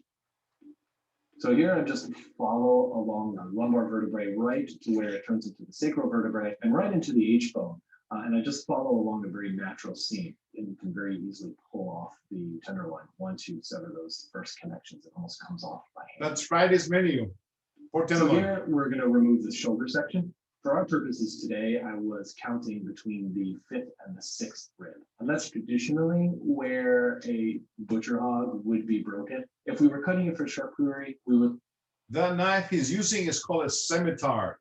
Excellent. We also call it a butcher's knife, slang term, Alibaba knife, scimitar. And he's using a seam cut, following the curvature in the seam of the pork. We want to elongate certain muscles, so we would cut between, say, the 6 and the 7 for charcuterie. And what I'll be able to do is basically join. So I'll be able to remove this section without sawing. And what that does is that helps the life of the carcass. I'm not sawing through something, so I'm not generating heat, which will cause the muscles to oxidize a little quicker. And I'm also not injecting a little bit of the bone dust into the muscle. So now I'm going to remove just a little bit more of that flank section. And you can see back here with that skin, this hog is hung for about 7 days, so it's really dry. So that skin is pretty tough to break through. So I'm just moving it out of the way because what I want to do is expose this last vertebrae in the lumbar section. And what I'll be able to do here is the same thing. I'll use the weight of the animal to joint and not have to saw. And that tooth comes off fairly easily. And then so the last cut is to separate the belly from the loin section. And here we want to make sure that we get a nice enough of a tail, a nice enough of a rib bone on our pork chop without cutting our bellies incredibly short. Bellies get turned into bacon. Bacon is a great value-added product for butchers. Everybody loves bacon, so it's definitely within the butcher's best interest to have as much bacon as possible. So these are the 4 primals: your shoulder, loin, belly, and ham, along with your tenderloin, leaf lard, kidney, and the head. And then from here, we're going to break them down into other bits. So we've got the shoulder section here, which consists of the butt, the picnic, and then a hock and a trotter. Here, what we're doing is removing the trotter from the rest of the arm bone. I was planning to do zamponi, but with the skin being as dry as it was, I thought maybe we'd joint the leg instead. So first, the trotter comes off. Then we're going to locate the joint between the ulna, the radius, and the humerus. We'll cut across, and then we'll use the weight of the entire shoulder to break that piece off. And so we're going to saw the picnic and the butt in half, right along this natural curve in the spine. We don't want to saw through muscle, so we'll stop. We'll make a cut. And then again, a bit of the scapula is still in there. So we'll stop, we'll saw again, and go way through that bone. Once we're through that bone, we'll continue to cut through. So now we have our two sections. We have the top portion, which is the butt, and the bottom of the pig. So here I'm just removing the spine, and that's a really great cut to use if you are making something like pork rillettes. And so what you would do is you would take those bones along with some fat, some spices, and some alcohol, cook those things down, drain off the fat, peel the meat off the bone, put that meat in a jar, pour the fat on top of it, wait for it to solidify, grab a baguette, and eat. Here what I'm doing is I'm seaming out the longissimus muscle and some of the other shoulder muscles, and I'm just following right along the shoulder blade. There's a very natural seam there that it can just peel right away. And there I'm just pulling off a little bit of that excess fat. That fat will get used in sausage, that fat will get rendered to cook with later. And the skin is really great. We can take skin and turn it into things like chicharrones, or we can just add it to our stock. So here I'm just following this very natural seam, and I'm removing the longissimus muscles, which will make up the copa, from the bottom portion of that muscle, which is the serratus, which will get cut into the pork tender. So here I'm just removing a bit of the scapula that's still left in. Traditionally, this would get turned into sausage. And I think it's really great that we pulled the top half of this section away and use this for steaks and for roasts. And we're really trying to minimize the amount of trim off here. So here I'm just following along the natural seam, and I'm going to remove a little bit of the skin. And what we can do is we'll just turn this into a boneless, skinless pork roast. These muscles in this particular part are pretty tough, so they're going to need low, moist heat to break down all that connective tissue for collagen. Here I'm following the natural seam, and what I'm removing would be what is considered the short rib or spare rib. These I'll leave whole, or what I can do is cut them into individual spare ribs. One of the really great things about pig is everything is usable, from the blood, from the skin, from all the offal that's allowed to be used. I think the only one that we're not allowed to use are the lungs, but really everything gets used. And I think that pigs really exemplify whole animal butchery. What I'm pulling off here is something that you don't normally see, and it's the pork brisket. And again, it's just another way to have a sort of more usable, versatile, slow cooking roast. I'm going to take the remaining section and I'm going to tie that up into a full roast. And here I'm just basically squaring it off, just making it into a sort of a more manageable, useful cut. So here's a breakdown of the shoulder. And now what I'm going to do is trim and clean these cuts in a way that you might see them in a butcher shop. So I'm just removing silver skin. Maybe if there's excess fat, I'm getting rid of it. Maybe if there's some oxidized areas.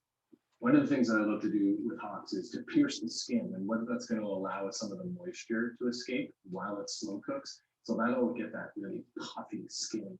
Here I'm taking the spare ribs, and all I'm doing is just separating them right between each rib. So that's the pork brisket. I'm just going to remove some excess fat. Again, something that you don't normally see, but it's a fun cut to try. Here we're just kind of removing some of that excess fat, and that'll go into getting rendered, or that'll go into sausage. And then again, the skin gets used in stock. The skin you can make chicharrones, which is wonderful and great, but is a long, arduous process. Another great thing that you can do with skin is pet treats, and it's a really, really healthy snack for them. So now I'm working with the picnic that we have left after we remove the brisket.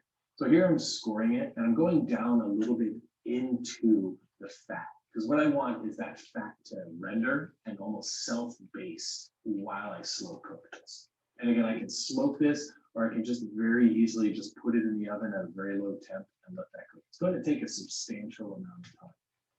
So this is the section of the shoulder where we remove the scapula. I'm scoring it just to make it nicer visually. And here we'll just tie this, which will keep the shape more consistent so it'll cook more evenly. So we'll take the trotter and we'll split it in half.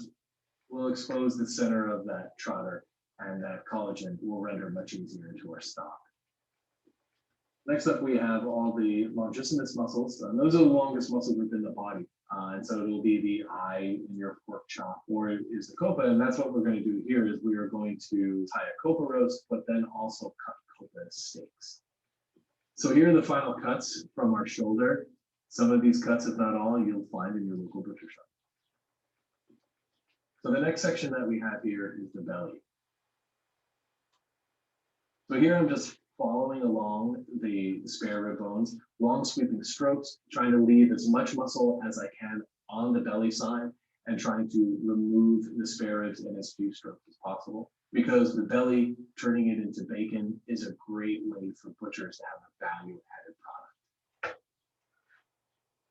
So here I'm just going to follow along the natural seam, and you can see that the secreto or the abdominal muscle easily pulls away from the remainder of the belly.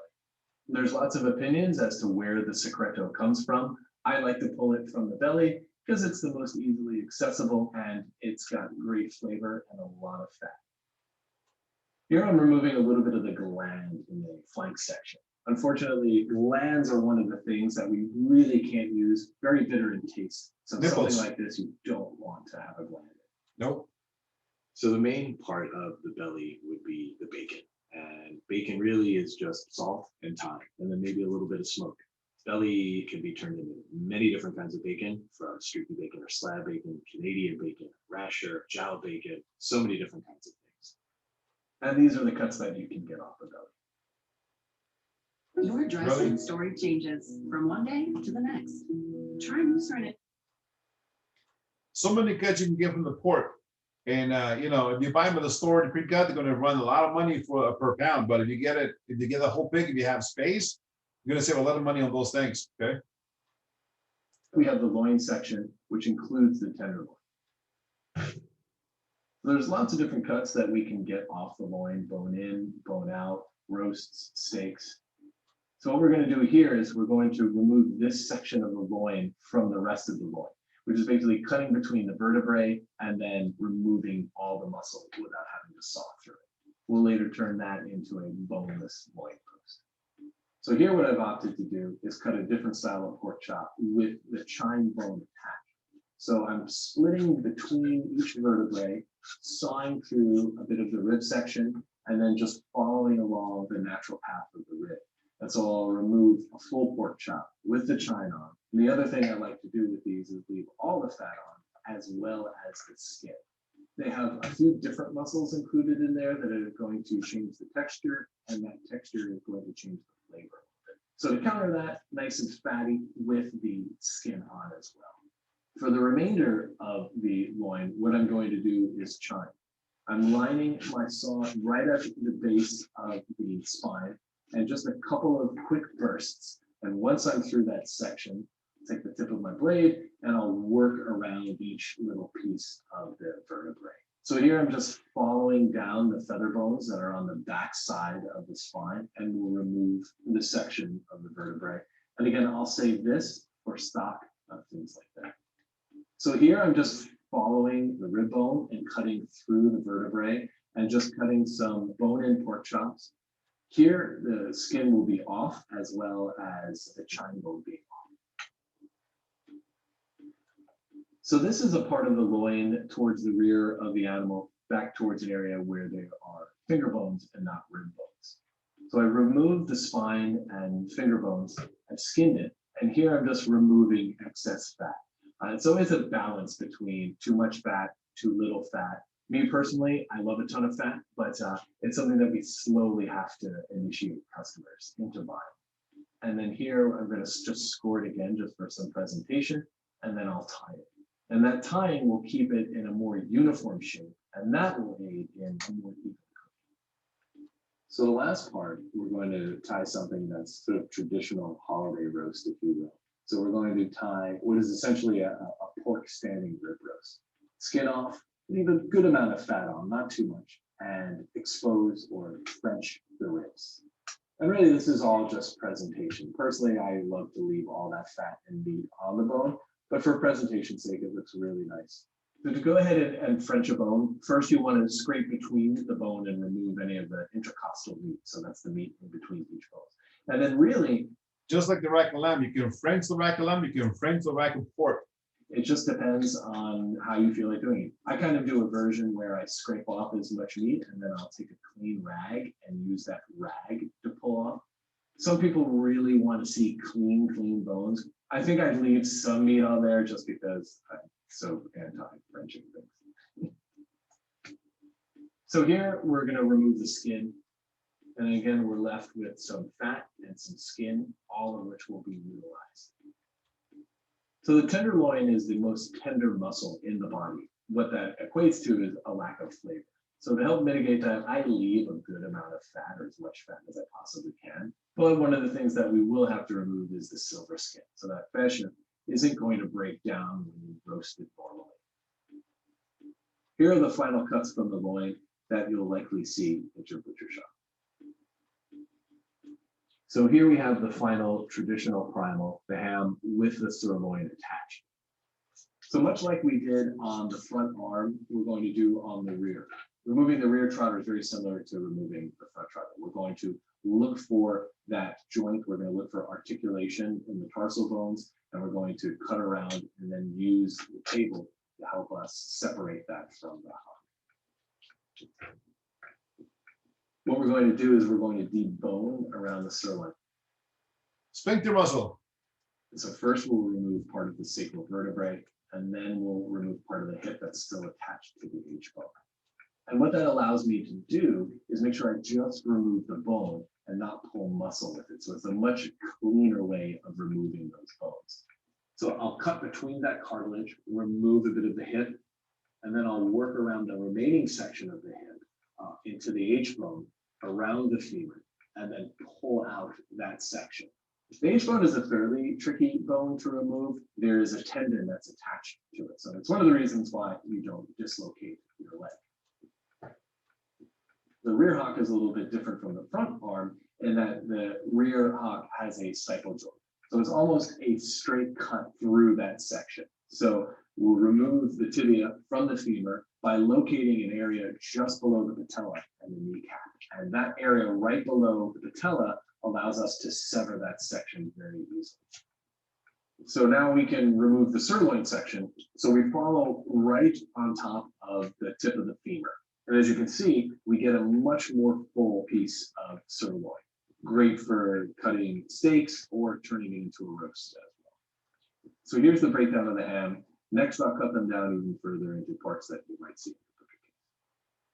Being part of a club means all of us work hard to make the best possible product. Blah, blah, blah, blah, blah. Come on. When you get to the best part, the end, you guys can see the end.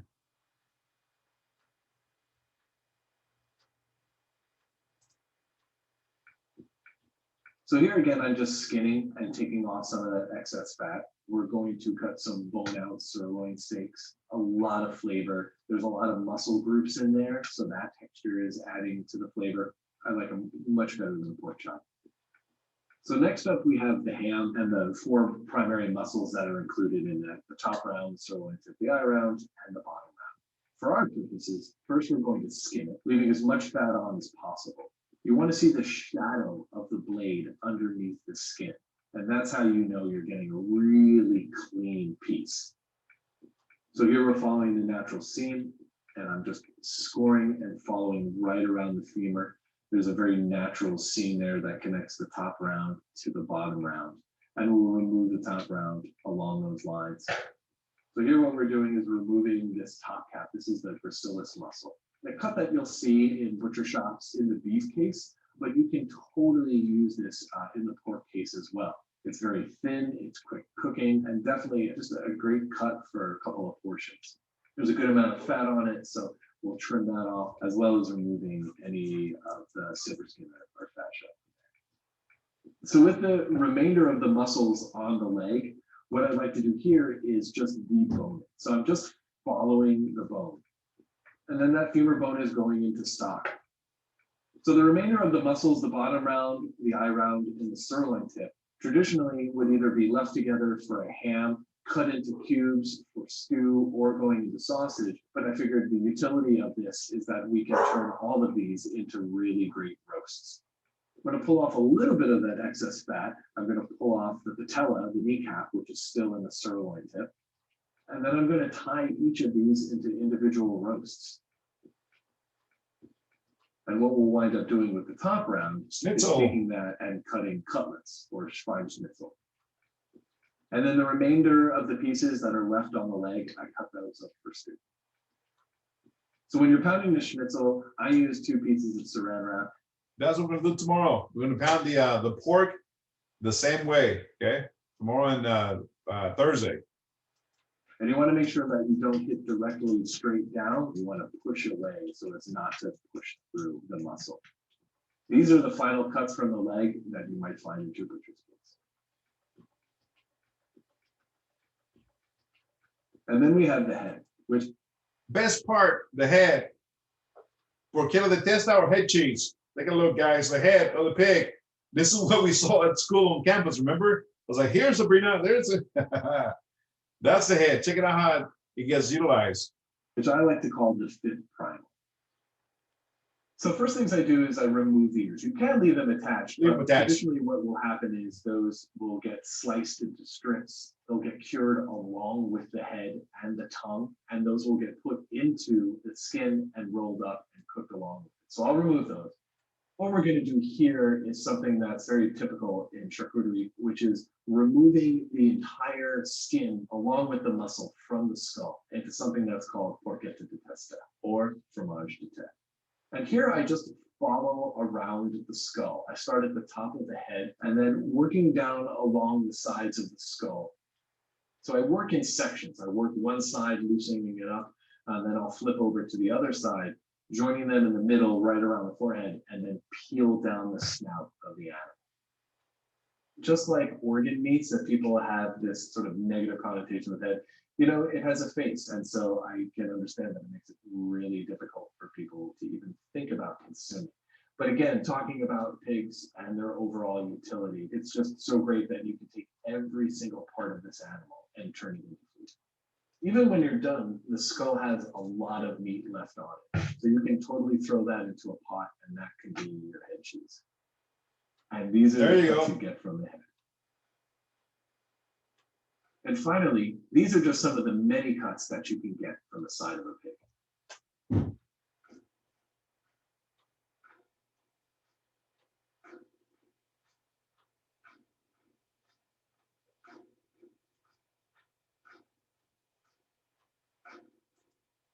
What do you guys think about those cuts?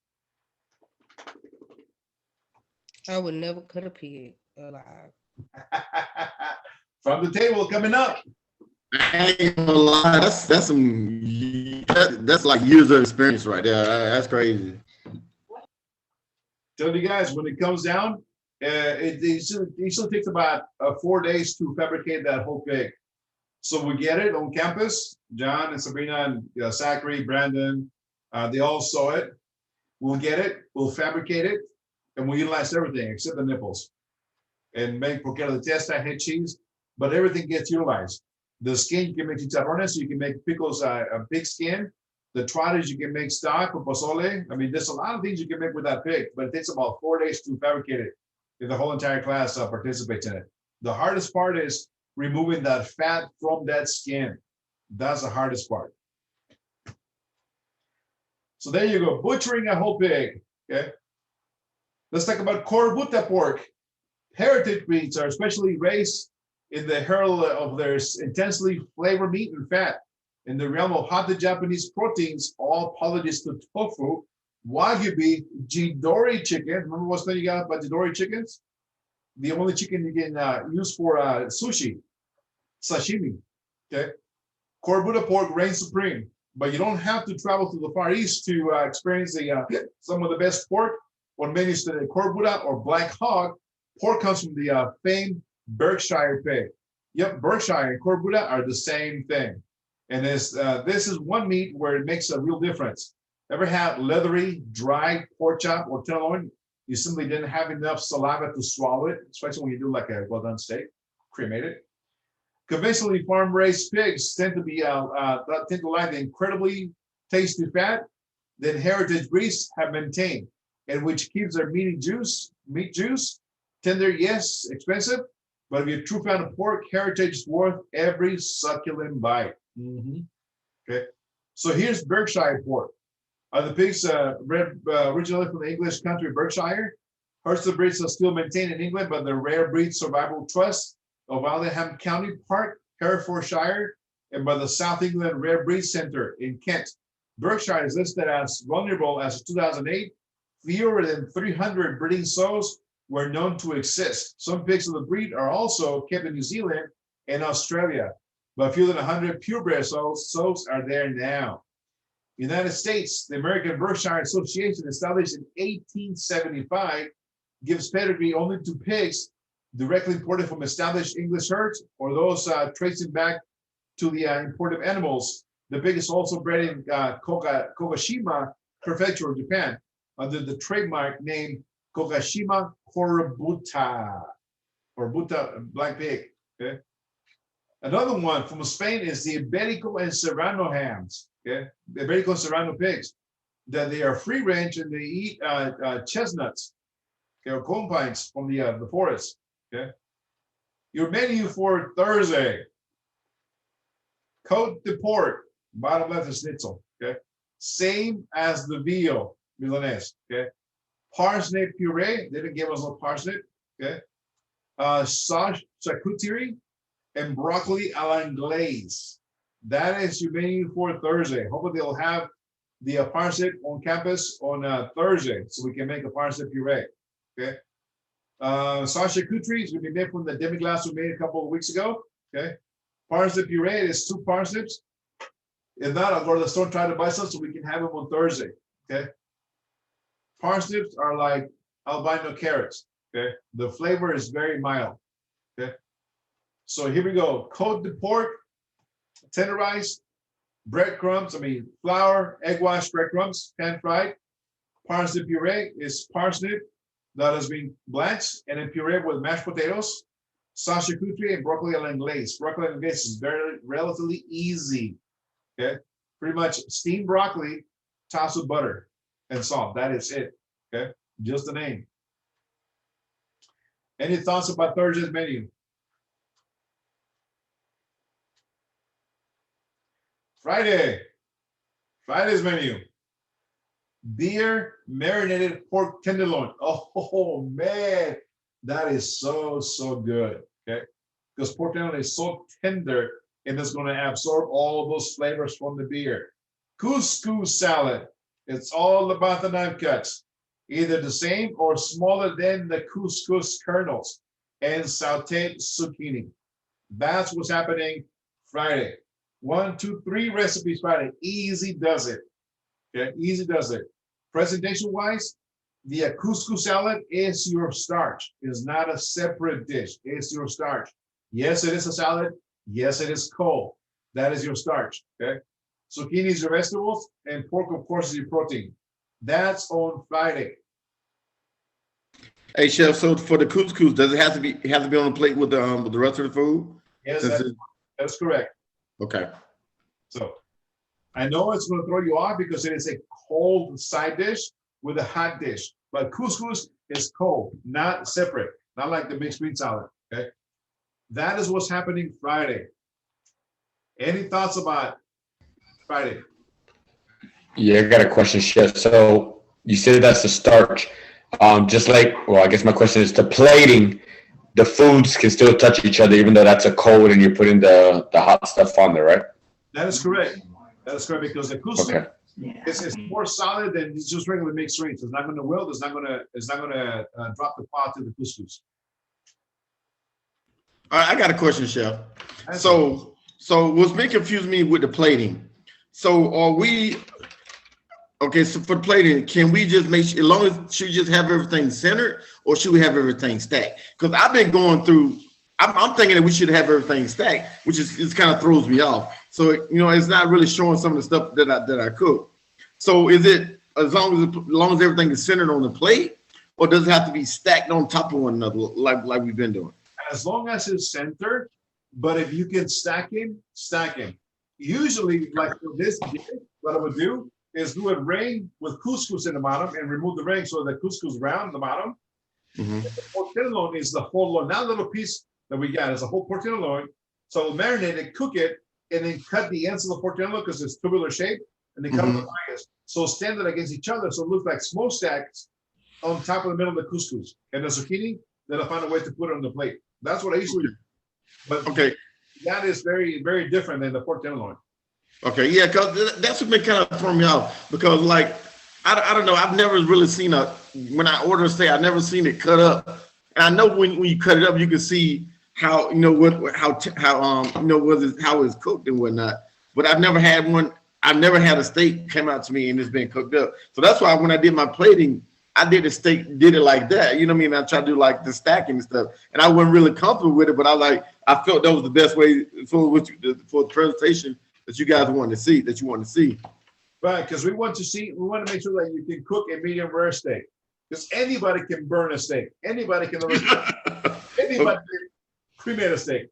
So the thing is, if you, Mr. Oliver, are offered a job making $100,000 a year as a chef, and you go in and they're going to have you a mystery basket to cook, 2 guarantees. They're going to have a couple of eggs and a steak, maybe a chicken. The eggs, they're going to see how well you cook a sunny side up egg. And number 2, how well you cook that steak medium rare. Okay. Cook it their way, their style.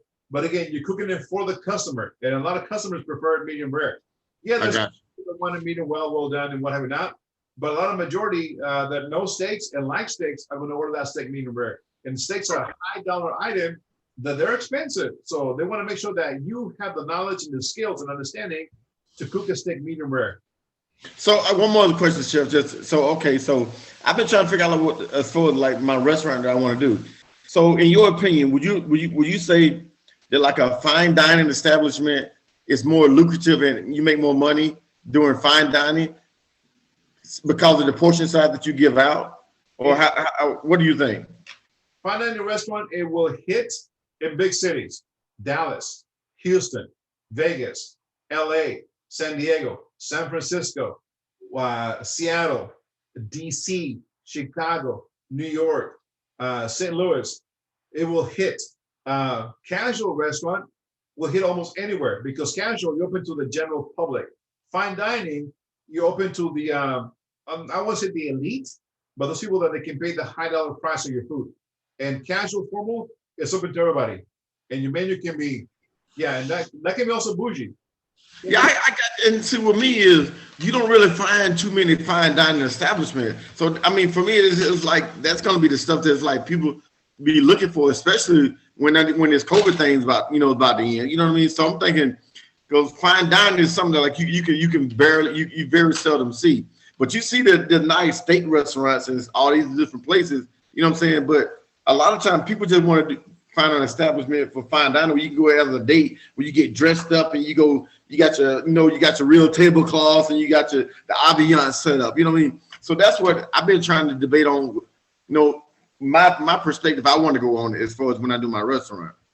So fine dining, your costs are going to be higher because you're going to have to hire more highly skilled cooks that can fabricate a steak, that can cook a steak medium rare, that understand the quality of the food. You're going to have to pay for the white linen cloths, which you're going to laundry, candles, floors, bottles of wine cabinet. You're going to have to pay a lot more for your concept. So you're going to have to charge more for your food per plate. So you're going to have to be more creative with middle and the center of the plate with stack and a little bit more exotic ingredients to be able to have that extra bougie on your record. See, I think that's what I went weighing in was I'm looking at like, okay, the portion size is smaller. So, a plate is not really costing me as much as I would in a regular establishment, you know what I mean? But I didn't realize what you just said. You got to have that chef in there paying him to make those meals, and then like your waiters and stuff, they gotta be they get paid a little extra because it's a different atmosphere. So I didn't think about that. I appreciate it. You gotta pay that chef some money because the responsibility on his or her shoulder is to keep those costs down. Because restaurant operation, you talked about labor costs at 28%. Freestanding and fine dining restaurants, labor costs is about 32%. The higher the number, the more money you're spending. Food costs in a regular establishment is going to be about maybe 26, 24%. Fine dining, high-end restaurant, you look at the food costs being 34%. So the piece of the pie gets bigger, your piece of the pie take home, it gets smaller. That's why you need to raise the prices. Casual restaurant, get them in, get them out. You're turning tables quite often. You have no restrictions to suit and tie. You can have reservations, but your check average should be per person, maybe to between $18 and $24 per person. So check average for two is about $50 for food. Okay, that you're going to have is about volume, generating volume, and generating cash profit. So two different concepts. You can have fine dining, but you got to find the right place to have fine dining, which you're going to cater to the more high clientele than casual restaurant. So just to give you an idea, like what he was talking about, he didn't say Austin, but here in the military area, fine dining wouldn't come to play. But Salado, the town where I'm at, they have fine dining somewhat over there because they're more uppity. So that's where you go. And any question about Friday's menu? Easy day. Friday's easy day, guys. Really, really easy. Thursdays. And on the vegetables for the zucchinis, we can any old cut that we want, or do we have to follow that picture that you have? Your choice, but you got to think about how they're going to go to plate, how they're going to fit. Easy day Friday. Your cuts or your vegetables for the zucchini, how you want to cut them, how they're going to fit on the plate. Thursday's menu. Okay. Not so much about the broccoli because broccoli you can't really cut it. I mean, you can cut it large, small, medium. Okay. So it's going to be bite size. Unless you got a big old pie hole, you get it bigger, but bite size. Parsnip puree is pretty much mashed potatoes with parsnip. Okay. But again, it's all about the presentation. Okay. And of course, Wednesdays, rack of lamb. That's a little bit more upscale. Tomorrow is supposed to be veal, but we're going to do kind of a German dish. So it's going to be like a formal-ish because you really can't play with the presentation that much because of the way spatula is. Okay, so we're going to try to do a little bit bougie, but it's kind of hard tomorrow. Okay, but still you can have the center of the plate. Okay, you can still have the whole center of the plate. So that's what's coming up this week. Any thoughts about this week? Hey chef, for the parsnip puree, how many parsnips should we get for like online? Because they didn't have any. 2 is fine. All right, cool. And is there any like specific beer that you would marinate that tenderloin in? Vanderbilt, we're in Texas. All right. Lager will do. Okay. Not Dos Equis, not Corona, not Heineken. That Modelo will be good. Modelo, yeah, that'll be a good one. Okay. Not Lone Star, not Keystone. That's better than the barrel. Not Budweiser. So that's what's happening. Let's take a look at tomorrow's recipe. Okay. Let's take a look at one by one. Okay, here we go. Okay. So tomorrow we got escalopes de veal. We're going to use pork.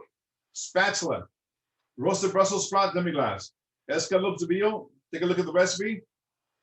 That one's really, really easy. Okay, we're not going to do 4 pounds. We're going to have that pork. We're going to tenderize it, dredge it in flour, egg wash, breadcrumbs. Okay, and then mix it breadcrumbs with Parmesan cheese. Okay, and pan fry in butter. Lemon for garnish, and then parsley. Easy does it. That can be done last minute. So we're going to cut it and set it aside. Okay. Next one is your spatula. Now you know from the video, right? How to make spatula. Eggs, water, flour, salt, nutmeg, whole butter. Okay. Salt and parsley to taste. Now you know the technique. This makes way too much spatula. If you look at it, it has 12 eggs. Okay. Do not go that route. It's got 1 quart of water. So cut the recipe. Okay. This recipe, maybe I'm going to cut it by, to make 1 serve, I'm going to cut it by 1/4. Okay. Because I'm not going to use 3 pounds of flour. Trust me, guys, it'll make so much spatula. So I'm going to use 1/4 amount of eggs. Okay. 1/4 amount of water, 1/4 amount of flour, maybe like a pinch of salt, pinch of nutmeg, and butter just enough to saute it.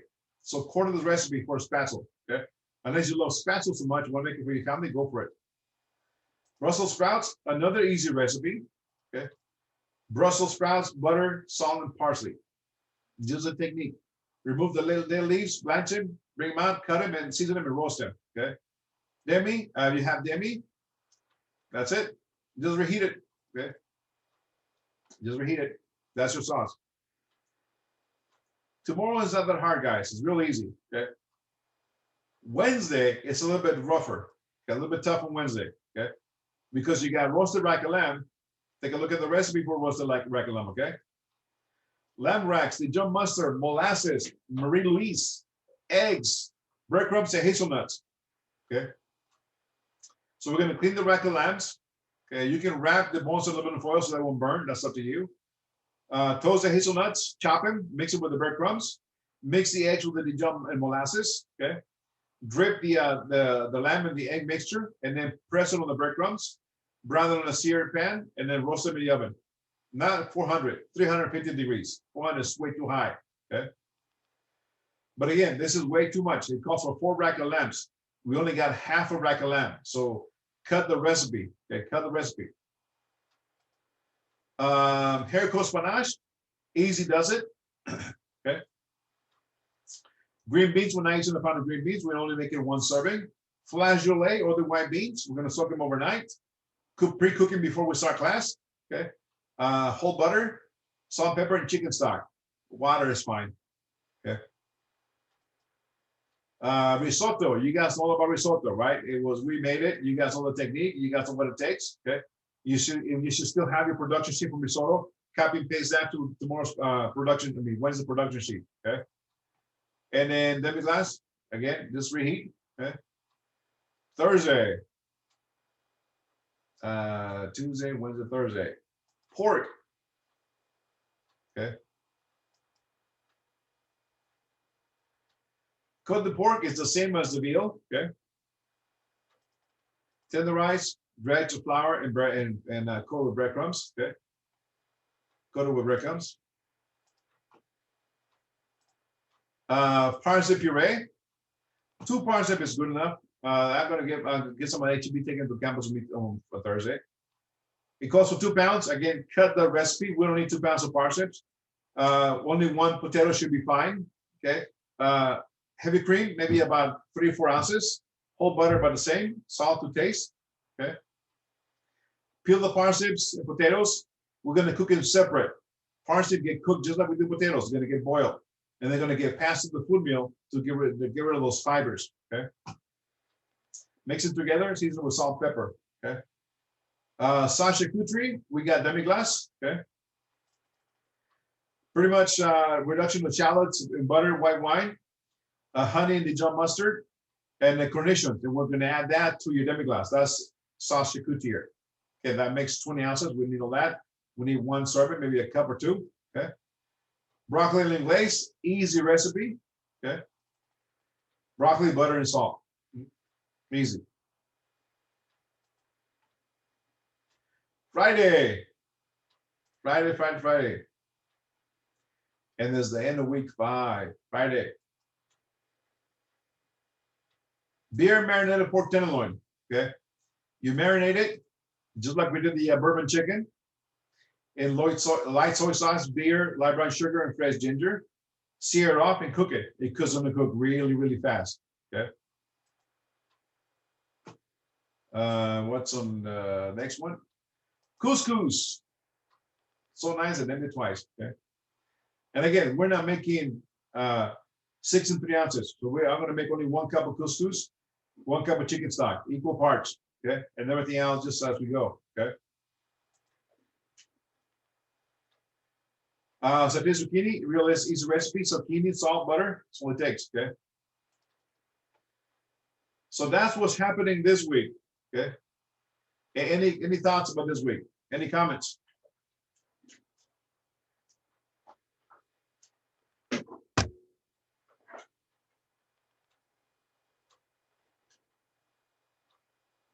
Kevin, Brianna, Oliver, Andrew, Gabriel, Sabrina, Antha, Brandon, Ruben, Zachary, John, Seth, Drevi, any thoughts about this week's menus?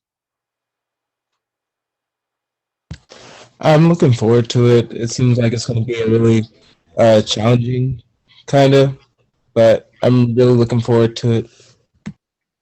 Same. Yeah, I've always Oh, wanted chef, to. the I've always wanted to pig. cook lamb, but I never have. So Okay, what's making me very curious is the pig head we seen that they had took off the skin. Will we have to do that? For which one? The one that they had skinned the pig. That is from the table class. That's your last kitchen block. That's on this class. Okay. You said it's next class. Next kitchen, I'm sorry, from the table block. That's your last kitchen block. Okay. You still got to go through 201, 301, and then that one. So you got to go through culinary arts, regionals, and then from the table. So you got 3 more kitchen blocks to get to that one.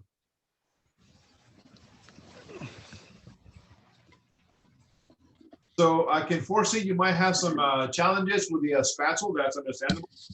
I can see you're gonna have maybe some challenges with the risotto. I don't see any challenges for Thursday's menu or Friday. Those are real easy. But definitely on tomorrow for the spatula and Wednesday for the trying to juggle the risotto and the lamb at the same time. That's about it. But nah. Will a food mill work for the spatula? If you got bigger holes, not little ones. Okay. Yeah, I have like gauges, so I guess we'll see. If you can almost fit the pencil through, you can make a spatula out of the food mill.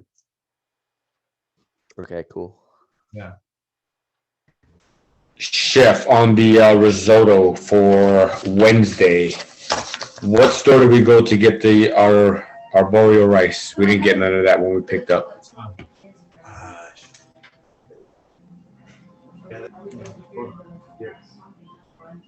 HEB has, Walmart has it too, man. It's called arborio rice. I got mine from HEB. Okay. HEB guy. Okay. All right. So I need to get that. All right. I gotta buy some too. I didn't get none.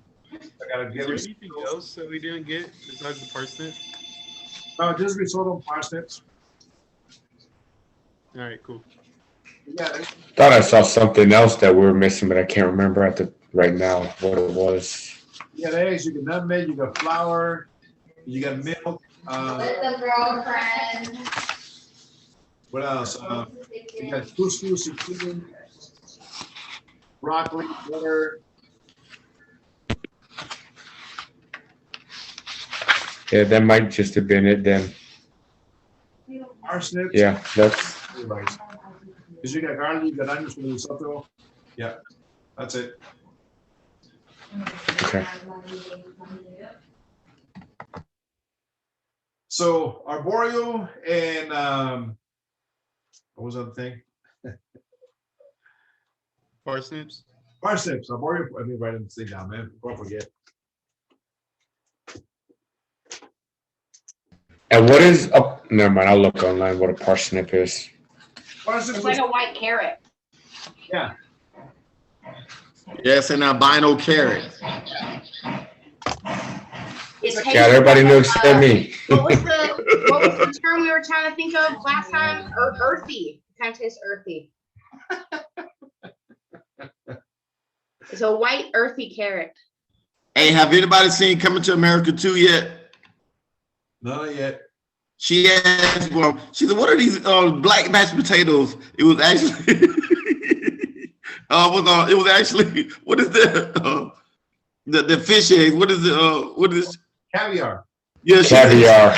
Why y'all got black mashed potatoes that lazy caviar? That's some shit John would do right there. Man, come on now. I know about some dang caviar, bro. Come on. But you start talking like parsnips. I'm like, can I get some parsnips, please? And like, that's good. I don't know what the hell a parsnip was. I thought I had to cut something. Partially. All right, John, we going fishing tomorrow, right? Oh man, I got a partner with me, but when you get your license, you let me know. And on days that isn't too bad, yeah. I'm the stepchild, right? See what you see, Chef? See how John do me? Because I don't have a goatee like he is. Now he just put me stepchild. Okay, I got it. No, you gotta be prepared, man. You ain't got your license yet, you know. Hey, I'll be honest with you. When I go out there, it's not playing. I'm going out there because I fish for tournaments and stuff. So it's not fun fishing. Then you're gonna be mad at me when I throw the fish back in the water. You'll be like, "What the hell?" Like, yep, everything goes back in. Bring my own basket and come keep my shit on the side of the boat. So speaking of caviar, I cover it in the culinary arts class. Okay, this is caviar right here for y'all and you guys. Okay, right here. Okay. Caviar from the sturgeon family of fish. Oh, that's from a sturgeon. Ew, freshwater fish. That little can is about an ounce, and it used to cost $45 back in the mid '80s. $45 for 1 ounce of caviar, those fish eggs. In the U.S. Wow. Yeah. Where can you buy caviar right now? Because I've never seen. Where do you buy it at? Central market has it. Okay. Every market? Central market. Oh. Only sturgeon roe can be simple as caviar. Beluga's most expensive. You got Osetra caviar. Okay. That's another one. And the rubber condiments is blinis, chopped parsley, diced onion, sour cream. And it's always served, all the caviar is served in a silver platter with ice. Okay. And just champagne. Sevruga is another one. It's pressed caviar. It's a combination of both, Osetra and Sevruga. Okay. And again, the silver platter with a little blini sour cream. Okay. To come back into salinity. So yeah, there you go, caviar. Okay. That's caviar for you guys. Fish eggs, delicious fish eggs. Okay, okay. And even now, they're coming out with a escargot caviar. You guys know about escargots? Snails, right? Snails. Bingo. I heard of it, but I didn't know what it was though. Snails. Little white pearly things. Snail eggs. Really? Snail eggs. Yep. Because snails weren't too gross as it is. They had to add the eggs in. Oh, delicious snails. A little bit of garlic, butter, lemon juice, white wine. Oh man. Fucking gross. What's the texture of a snail? Rubbery. The little bit rubbery and chewy, and the flavor is earthy. Are you supposed to eat it like a oyster? Like just slurp it down or Oh, what? no. You cook him. You cook him in garlic and white wine. You don't eat him raw.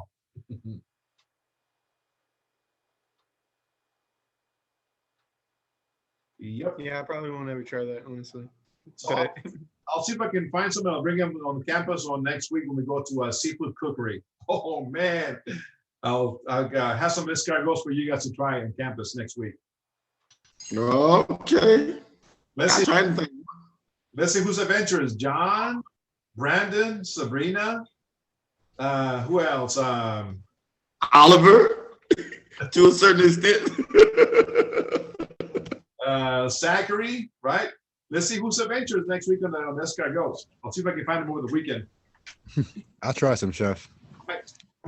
Hey, chefs, are we gonna do like lobster tails or anything like that? Because I've made lobster tails, but I ain't gonna lie to you, I don't think mine was right, and I really don't know how it's supposed to be. It's supposed to be like tough, or it's supposed to be like some kind of tender, or what?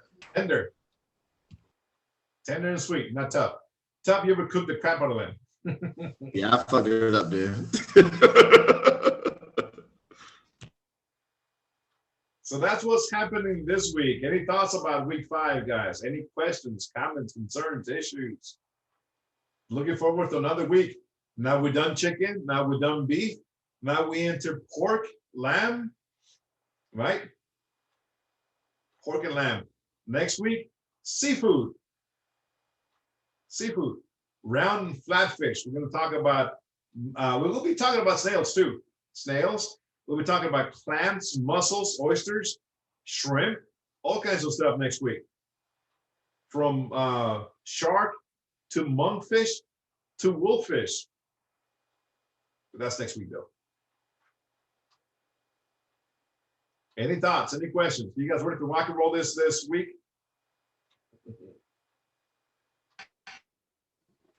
I'm really looking forward to the seafood. I ain't gonna lie, cause you know, if you were never taught how to cook seafood, you know, it's just like, I don't know. I've been cooking it for years, and I've just been going by my standard. I'll be honest with you. So it's like learning how to really do it and how it should be done. It's gonna be. I'm really looking forward to that. It's two different stories when it should be done. We're gonna do it delicate way. We're gonna do it in papillote. We're gonna do a satay. So it's coming, man. It's seafood is another different one that it's more delicate than anything else. So you gotta really cook it. Yeah. Cool. So let me see if I can pull up my production sheet for the week, Miss Anta. Thank you. You're welcome. So let me pull them up day by day. Okay. So you guys know what we're looking at for next week. Okay. Hey, Chef, if we haven't heard from Chef Robin, should we go ahead and contact her, or should we just wait? That means you're going to get a Gen Ed class. That means you're going to go to the nutrition, math, or some other class. Hey, Chef, I got a quick question for you. I'll serve you. So I still haven't got my night set and my other uniforms. Can I just send them back in the clean area now? Can you get it for me and I just pick it up from you one day this week, or how can I do that? I'm going to try to get them for you on Thursday when I go to campus. I'll talk to Stan and see if we can get them, and then I'll tell you guys, send you a text, hey, you can pick them up on this time, and you can come and get them. Okay. Okay, that works. Appreciate it, Chef. I have a question for the other people in the class. Anybody that was in Chef Lindsay's class last block, did y'all get y'all's final grade yet? What? Like for the She project? told me what I got. Yeah, she told me what I got because she reached out to me because I got two other people that I knew that is with her right now. But yeah, when I go online, I don't think I really got a final grade online. I didn't either, and I didn't get any, like, basically the last week's worth of grades aren't input, and final project one wasn't either. And she said she had to do it by that Saturday and was gonna input them on that final Saturday right after class, and that never did get input. So I was just curious if anybody else got it, or if it was just me, or. I would email her if I was you and ask her about the final grades for your project and your grades, because for us, they are due the Saturday after the last day of the block. We have to turn all the grades in. Yeah, that's what she told us about hers also. But then it's been almost a full block since then, and it's still not posted. I would contact her and ask her where your final grade is and where to get it. Okay, thank you. So this is my production sheet for tomorrow, guys, right here. Okay. Of course, we're not going to use veal. We're going to use the pork cutlet. Okay. Same technique. So I got the Milanese on top, spatzel, Brussels sprouts. Easy does it tomorrow. Easy does it. We'll be done in a couple of hours, pretty much, to tell you, to be quite honest. Okay. Easy does it. Okay. Here's my production sheet for the rack of lamb. That one may take up to 3 hours, depending. Okay. There's my rack of lamb recipe. There's my haricot panache.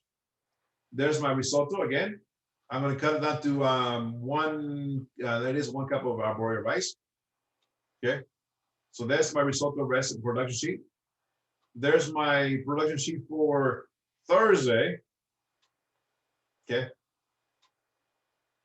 Parsnip puree, charcuterie, and broccoli and glaze. Okay. And this is the one for Friday. Not a bad week. Not a bad week. Okay.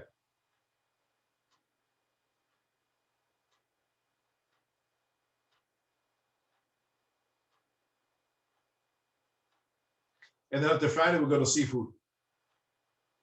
Delicious seafood. Awesome seafood.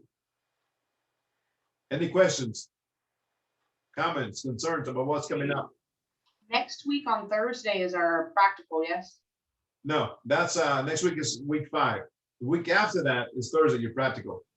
I'm apparently ahead of the schedule for some reason. Oh, you want to get rid of us? Okay, that's fine. I see how you are. I'm so far behind that I think that I'm further than I actually am, I think. Now you're on track. You're on track. So that is what's happening this week. Any questions?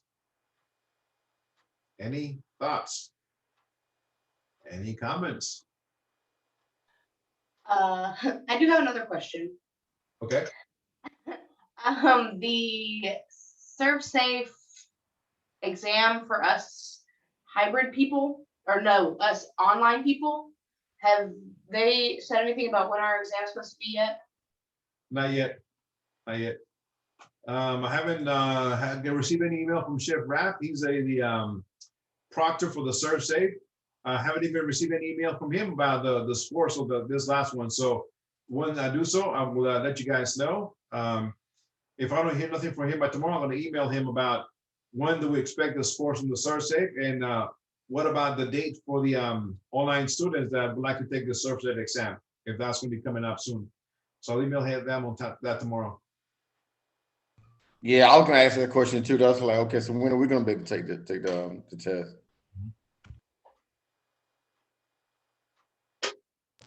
I'm not ready.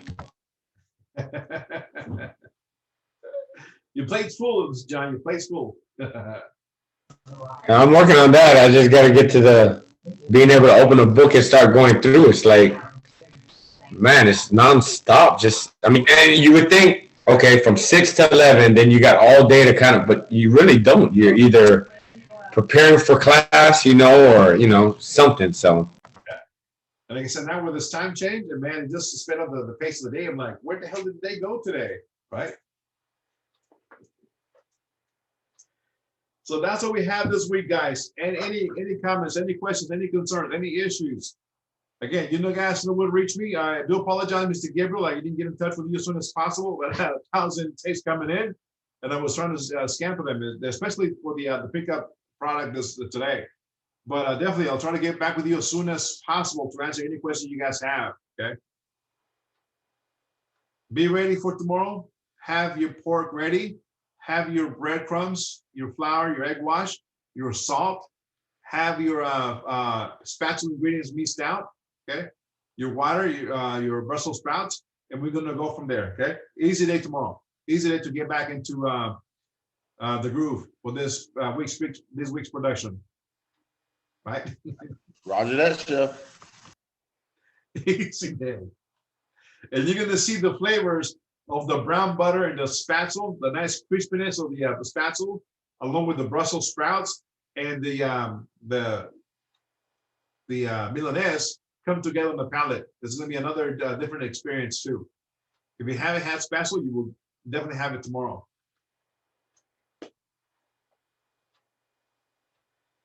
All right, guys, if I call your name, you guys know where you're at, where your knowledge checks. If I were you, I'll take him today, don't wait until Friday, get him knocked out. Any makeup work that needs to be submitted, go ahead and submit it. Mr. John, I got you. I'm gonna go back and fix what you sent. So they'll be corrected and fixed. I did scan the emails on yesterday. So my emails are clear from any makeup work that was submitted. If you're gonna submit some more, this is the week to do so, okay? This is the week to do so. So knock out those knowledge quizzes and submit any makeup work needs to be submitted and get ready for tomorrow. Another week of fantastic voyage from the pork land and lamb. Mary had the lamb, delicious lamb.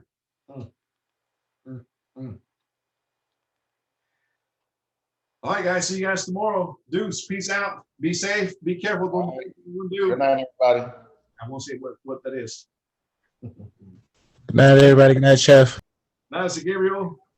Don't forget, Mr.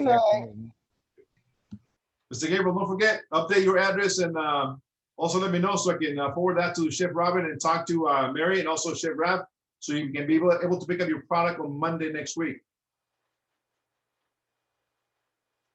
Hey, Chef. I already did the address form. I've already sent that in. All right, cool, awesome. All right, guys, deuce. Mañana.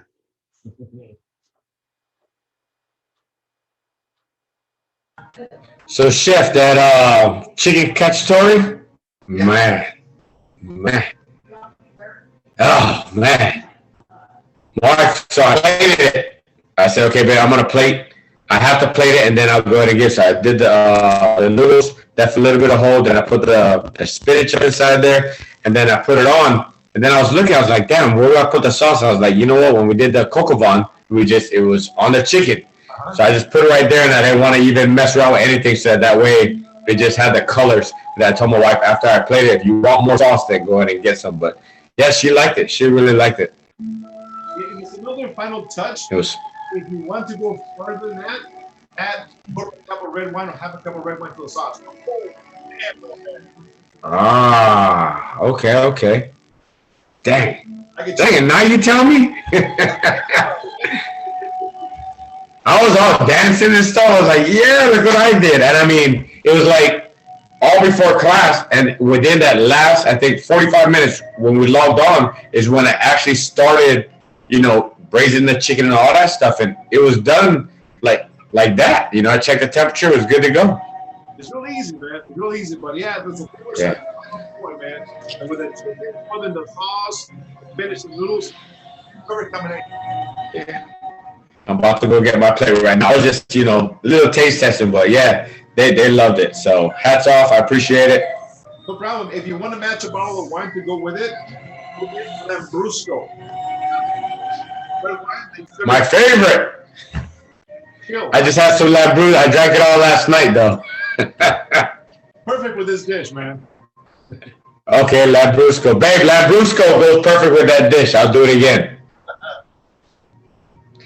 So as far as the grades, I know I got to do the knowledge test, but as far as the makeups, I should be good now, right? Yep, I'm gonna go ahead and update it. Thank you. I'm like, man, all right, I appreciate it, and I guess I'll go ahead and be prepared for tomorrow. Start early. Yes, sir. Tomorrow. Thank you, Chef. Appreciate it. You have a good evening. All right, you too, man. All right, aloha. Take care of the finger, Miss Sabrina. See you guys tomorrow.